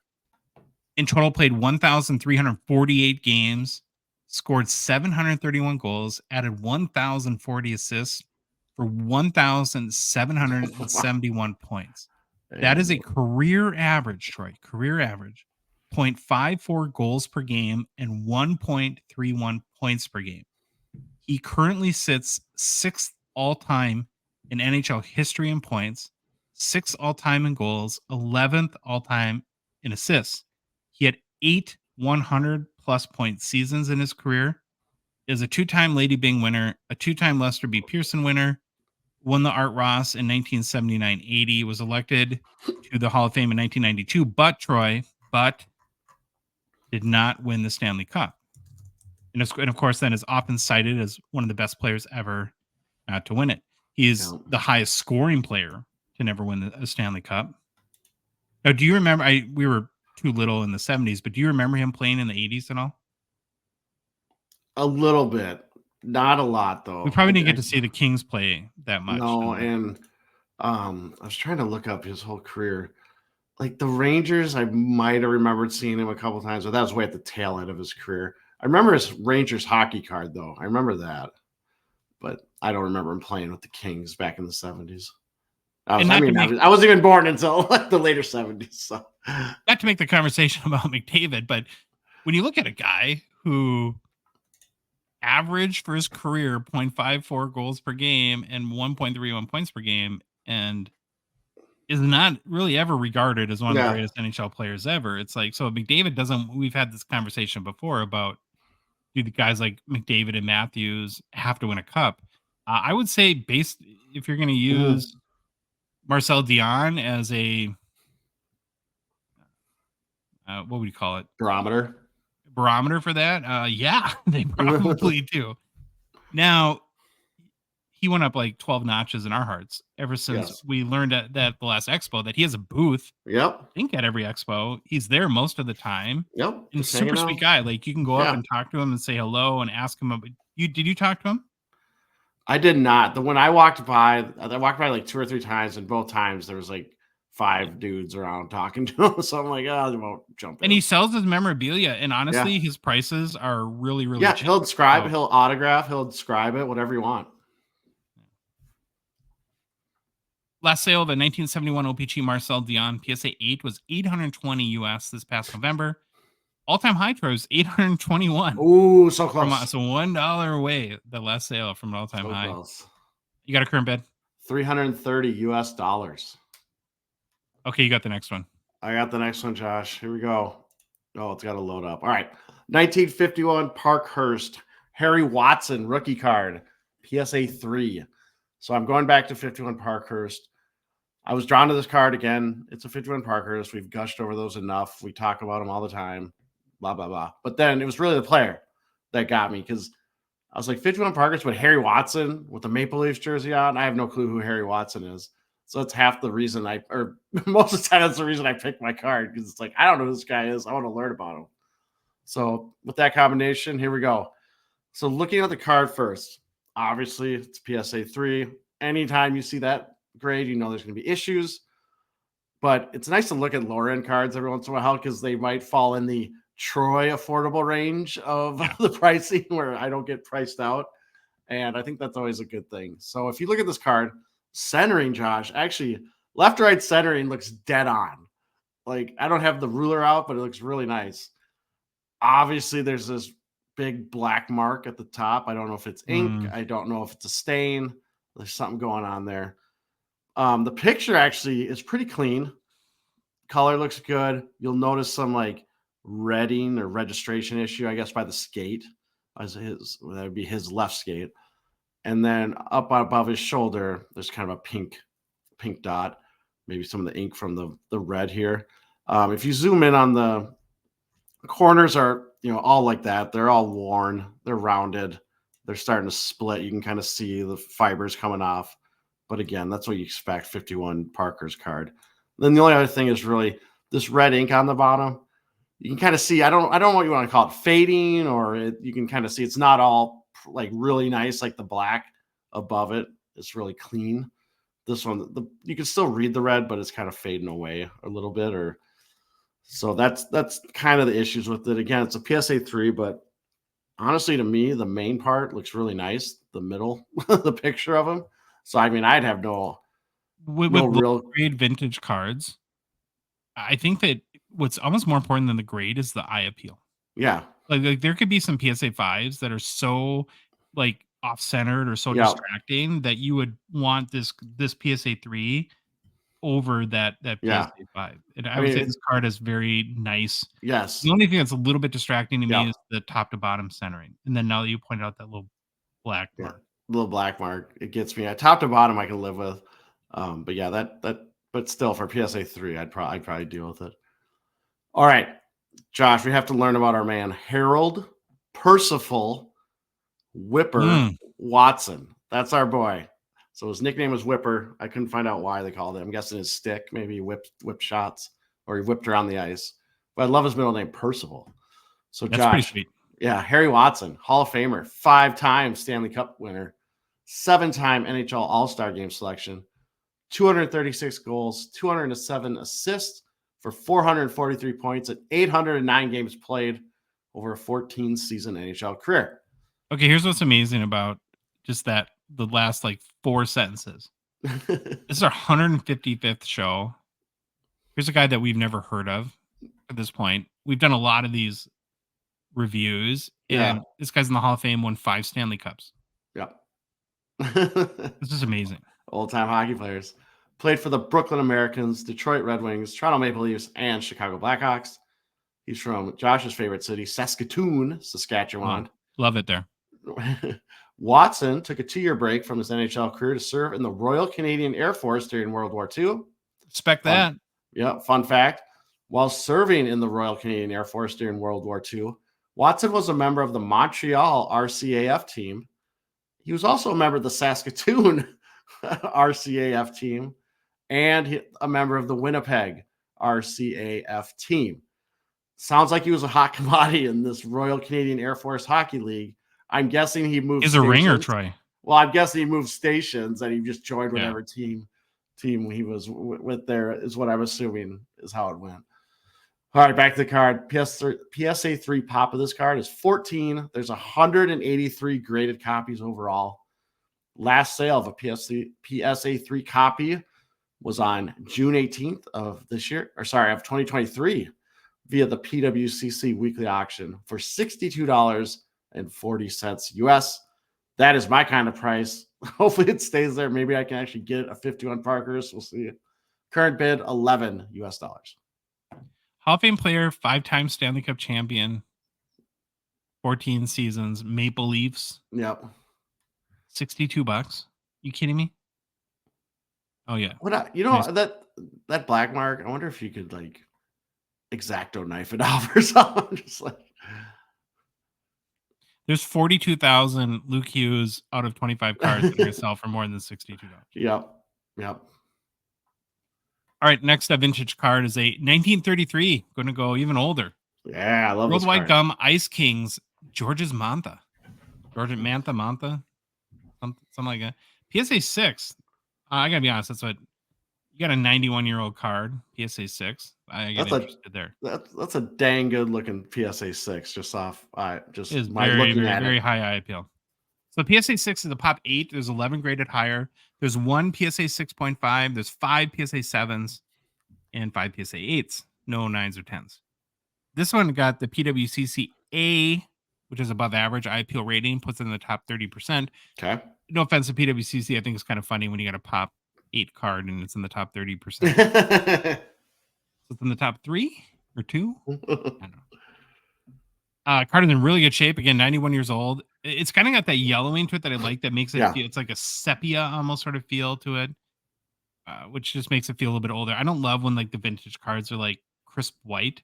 Don't feel as authentic to me there.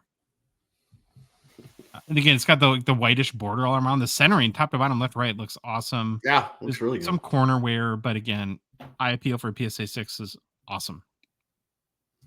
Now, George's, of course, is doing that very old school, I threw my back out hockey pose where he's like way bent over more than any other player.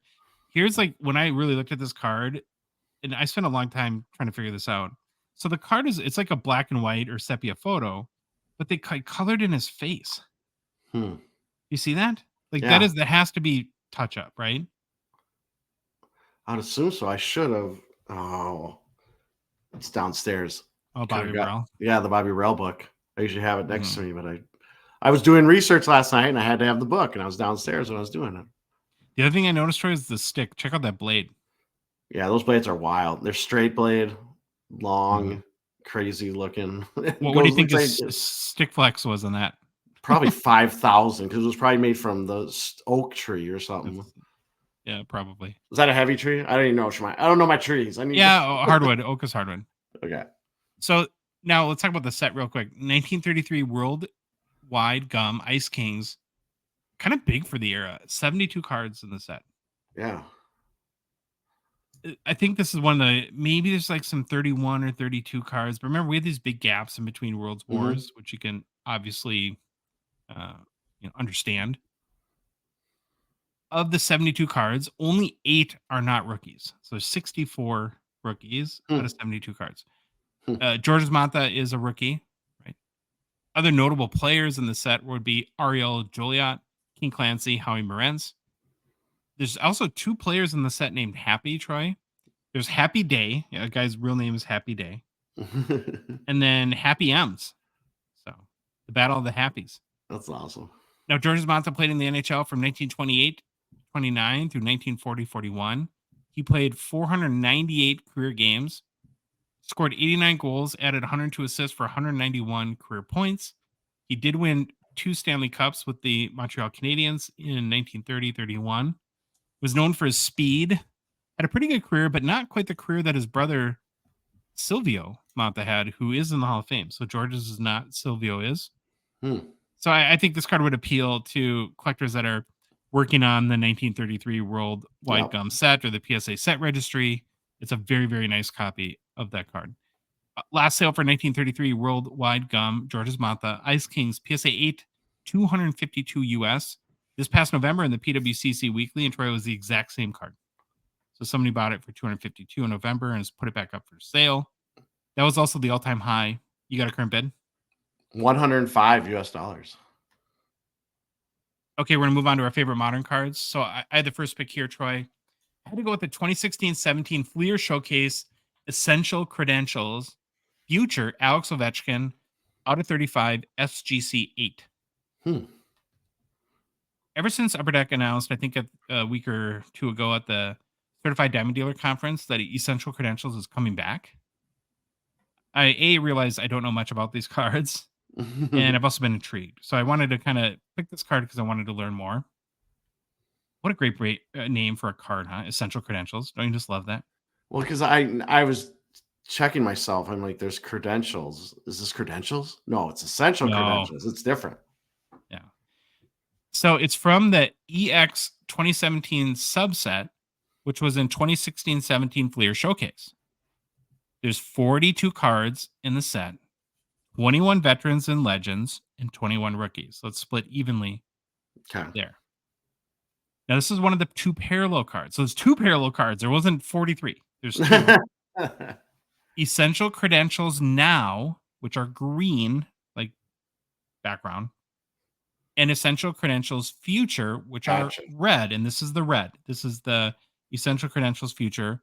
Now, each of the parallels is out of 42 or less. Here's where these Essential Credentials get really kind of interesting. And I hope I can explain this well as like how the numbering works.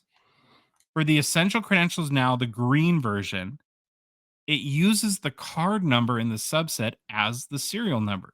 So for instance, Troy, in the green Essential Credentials Now, Connor McDavid is card number 1. So that card is a 101. OV is card number 8. So that card is out of 8. The 42nd card is out of 42. 42. Okay. So on and so forth.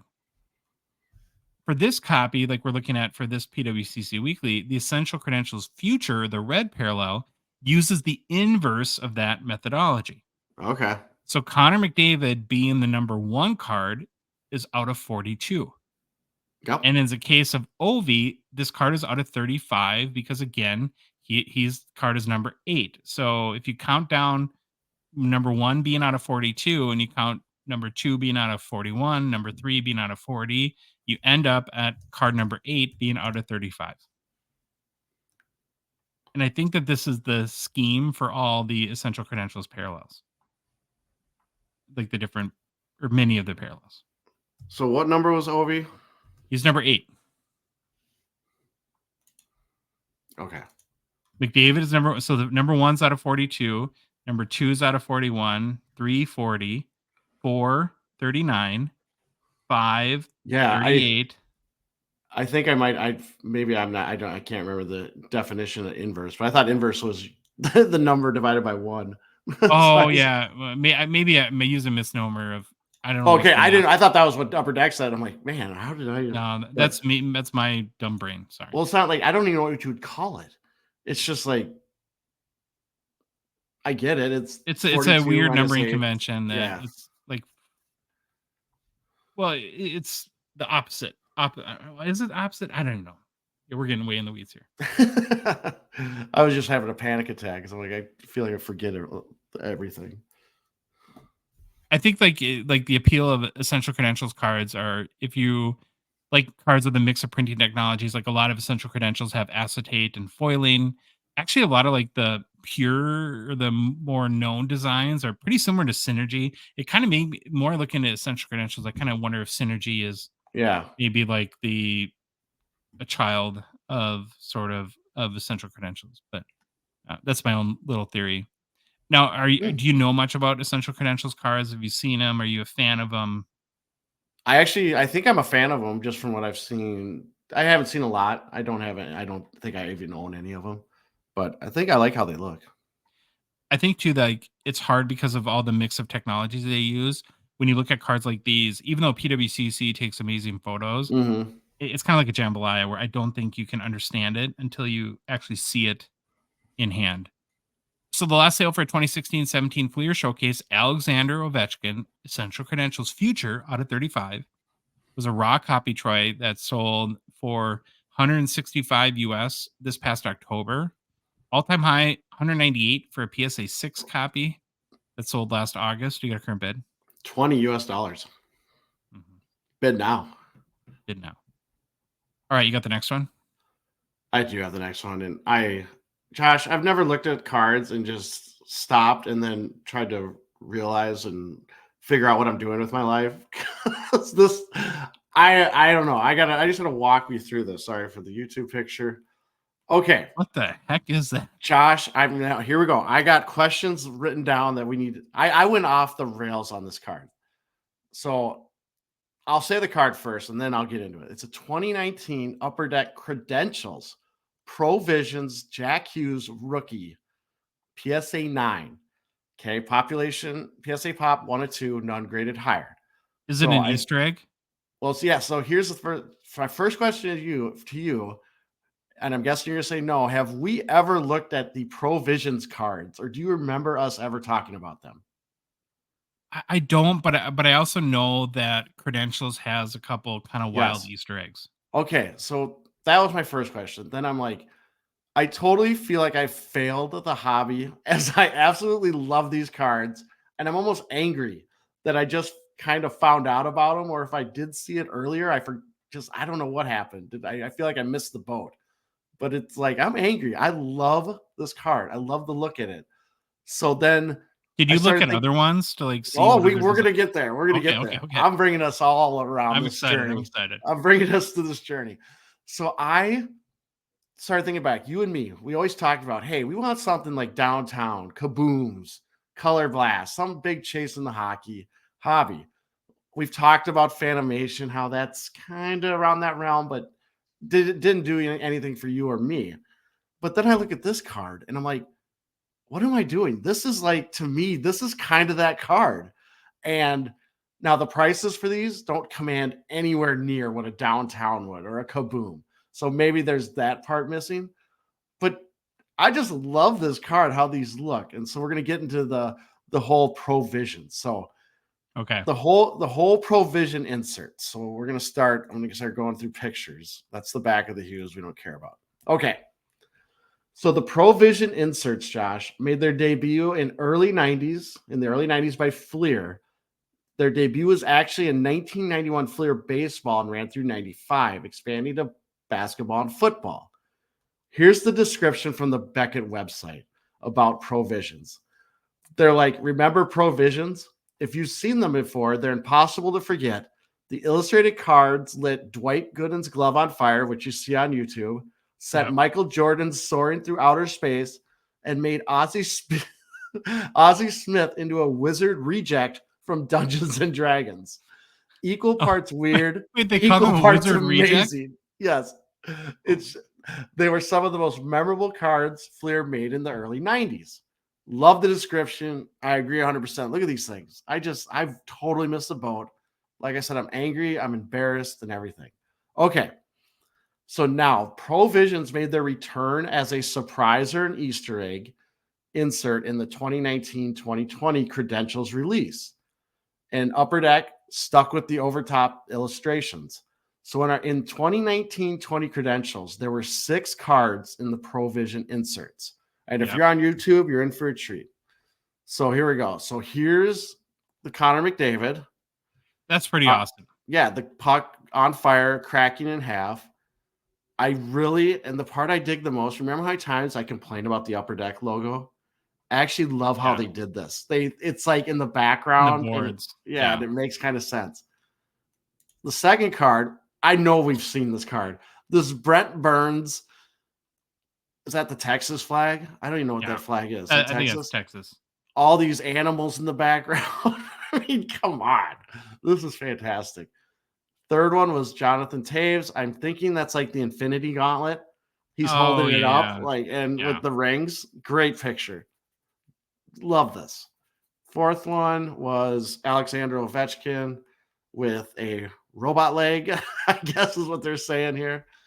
Not a fan of how big this Upper Deck logo is, but it makes sense right there. And he's got robot parts, so I like that. Capo Caco. This to me starts looking like a downtown. This is kind of like what I would think like a downtown. But the great pictures, hockey stick, pucks on Statue of Liberty. And then the last one in 2019-2020 is the one we're looking at, Jack Hughes. So we've got the try. Well, I'll get to that part later. But pack odds, Josh, were 1 in every 120 packs. They were also included as an unannounced insert in the 21-22 credentials release. I want to say there was like 10 or 12. But this is the only picture I could find on TCDB. This is the Matthew Tkachuk. I kind of dig the flames and everything. Mouth guard hanging out of his mouth. I love it. So again, I just don't think that there's like a lot of awareness about these. And so here's what I'd say. Like, I get you where it's like, I can see how this is like part of the way to what you're saying, like what we've been asking for in an insert.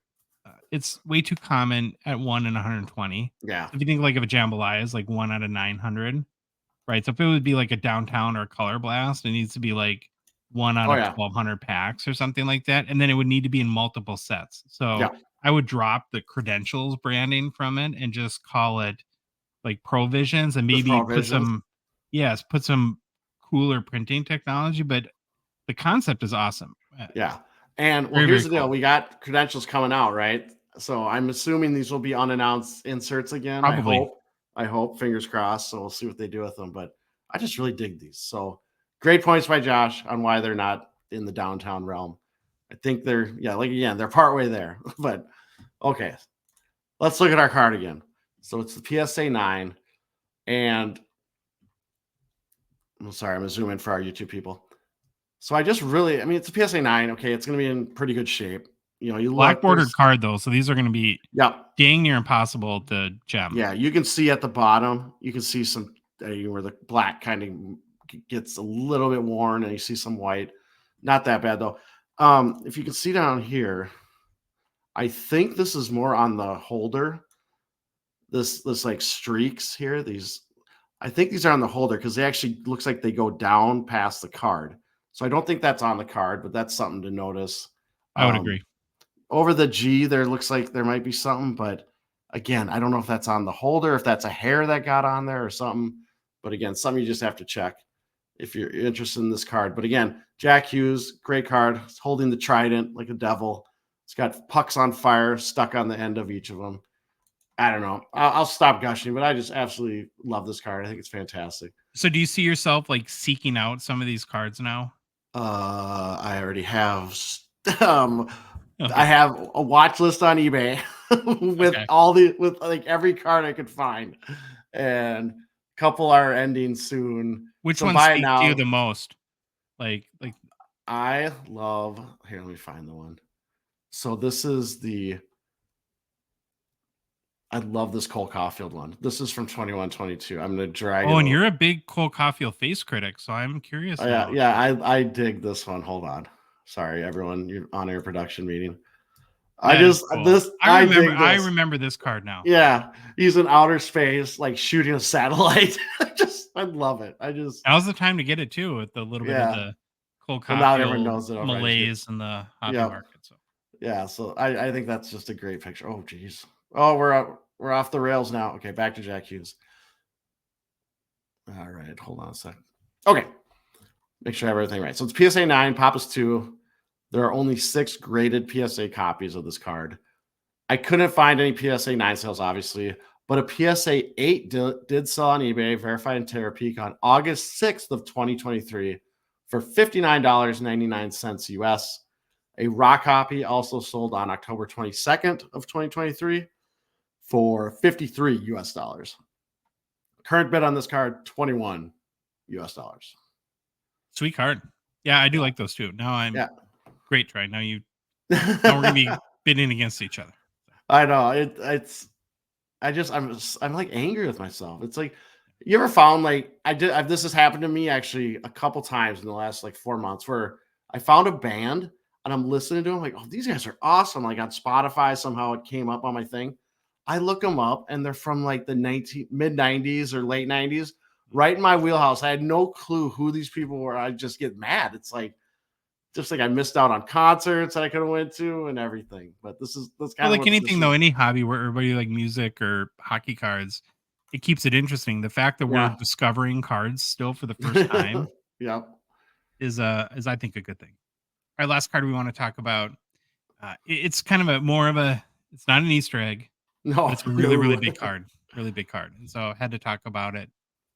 It's a 2005-06 SP Authentic Sidney Crosby Future Watch Auto out of 999 PSA 10. Huge card. One of the all-time biggest rookie cards for one of the all-time greatest players. PSA 10 pop on this card twice, 49 out of 111 cards submitted. Huh? Many more of these cards were submitted to Beckett. Yeah, so big, but 40% gem rate. So there's 51 BGS 10s. There's more BGS 10s of this card than PSA 10s. Okay. There's 338 BGS 9.5s. In total, 594 were submitted to Beckett for grading. Fantastic looking card, in my opinion. Of course, it kind of matches up with the OV rookie from the same year, or OV Future Watch. It fits like the SP Authentic brand, in my opinion, to a T. It's got a lot of white space, kind of a minimalist vibe, tons of room for the auto, which is awesome in the case of Crosby because he's, unlike OV, Crosby has probably one of the nicer signatures of any hockey player. Yep. And then just highlighting this card is a great opportunity to talk again about Crosby a little bit, as the 36-year-old is having an amazing season. Through 44 games played, 27 goals, 21 assists for 48 points. That's a pace of 50 goals and 90 points. So his career best for goals was 2009-10 when he had 51. That was the only season he's had 50 or more goals. And he could do it again this year at 36. And it's crazy to think if somehow even increased his production a little bit, he could it's not out of the realm of possibilities. He has his best season ever from a goal scoring perspective. And two, we thought a lot coming into the season that this would mainly be the year of Ovi and Sid might be the afterthought, as Ovi's continuing his march towards Gretzky's goal record.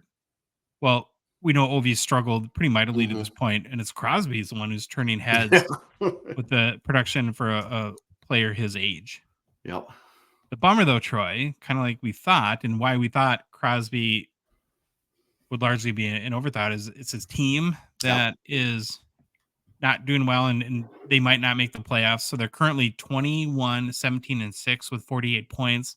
So right now, Tampa Bay is in the second wildcard spot in the Eastern Conference with 53 points.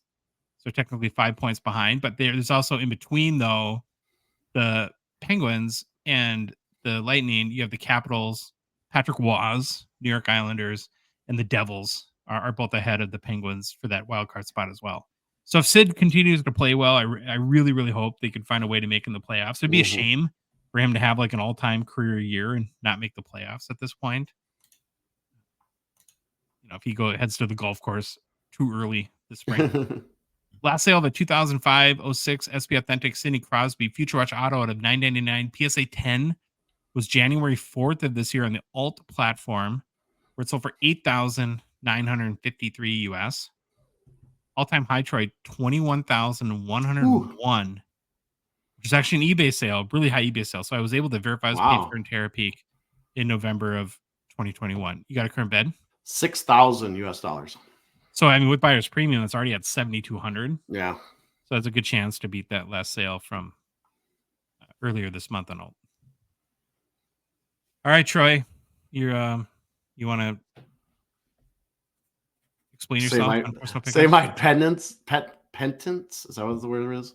To the hockey like card that. hobby. Something like that. No, I got nothing. But hopefully stuff to come.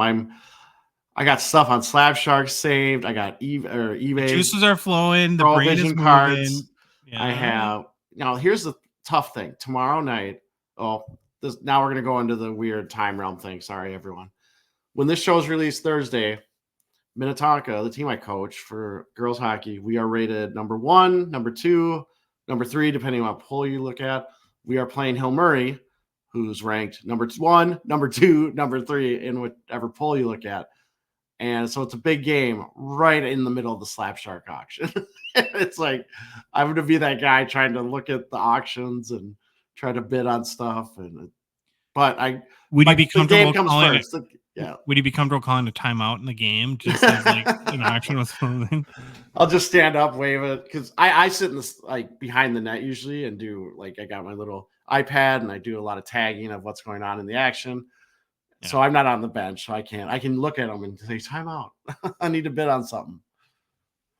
Well, I'm in a groove. Yeah, sure. So I kept it rolling.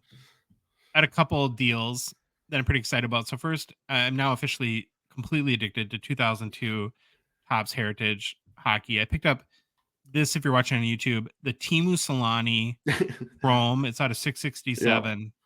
It's the 1966 Topps design, but with players from that era. So I have that to go along with my couple of Mario Lemieux. Yeah, I just love how they like the visor coloring. And did you get this on eBay? You think I got it on Sotheby's? Yeah, I did get it on eBay. Well, I was saying that we got to tell the seller you can turn down the brightness or the whatever you use because this is bright, overexposed or whatever. Yeah. Then Troy, I did a my car post trade. Oh, nice. And I had to give away a couple cards. Well, one card. So at the local card show this summer, I picked up, which is kind of an afterthought at the time, a Kucherov, one of the Brilliance autos from the Cup 2016. So that's where they got like the auto over the acetate, and it was like a light blue, really nice card, really nice auto. Obviously, Kucherov, one of the greatest defensemen ever, and also believe it, one of the NHL's leading goal scorers. I think he had a hat trick again the other day. So I traded that along with a 2020 Metal Universe Ilya Sorokin, the retro purple spectrum. So those are not quite PMGs, but they're out of 199. Yeah. For 2 cards, this 2020 Metal Universe Leon Draisaitl, retro red PMG out of 100. Looks like he's dancing. I like it. He looks like he's in the Lollipop Guild, doesn't he? In the Lollipop Guild. Right. So I'm a Leon guy. Yep. And because why wouldn't you PC guys that nobody cares about? So that's totally up my style. And then the other card in the trade back is the 2008-09 Essential Credentials Crosby base card. This is a base card. Now, this is where I get the synergy vibes. Yeah. You're dead on, because I was just looking at this. I'm like, this reminded me of something. Yes, it's totally synergy, especially this year's design. And again, my card post is awesome. Love doing trades on there. I've got a card I've set my sights on. It would be one of my most coveted cards ever. I don't want to jinx myself, so I'm not going to talk about it. I'm going to be working on that. And if you guys want to try my card post, we have a code from them. So Gongshow 30, GONGSHOW 30 will save you 30% off your first 3 months. Awesome. So another good deal on my card post. All right, Troy, we did it. We made it. That's our show for this, what day? Thursday. If you Thursday. like the episode, please leave a rating review on Apple, Spotify, whatever podcast app you listen to us on. If you're watching us on YouTube, subscribe to us. That'd be awesome. Also, if you love the show and you want to support us, want to chat with us every day on the Hockey Cards Gong Show Discord server, please consider a $5 a month donation. Join our at a $1.99 support level tier on Patreon. There's a link in the show description, whether you're listening to us on a podcast app or watching us on YouTube. There's a link on our website to Patreon, hockeycardsgongshow.com. You go to the Patreon website, patreon.com, and just search for Hockey Cards Gong Show. And then there's also a link to our Patreon, our Instagram, and TikTok profiles. Hey, we're on social media, so go ahead and follow us on Instagram, Facebook, TikTok, Twitter, and YouTube. And Troy, the Hockey Cards Gong Show podcast is a production of Dollar Box Ventures LLC. Have an awesome rest of your week. Have fun watching hockey this weekend. We'll see you on Monday.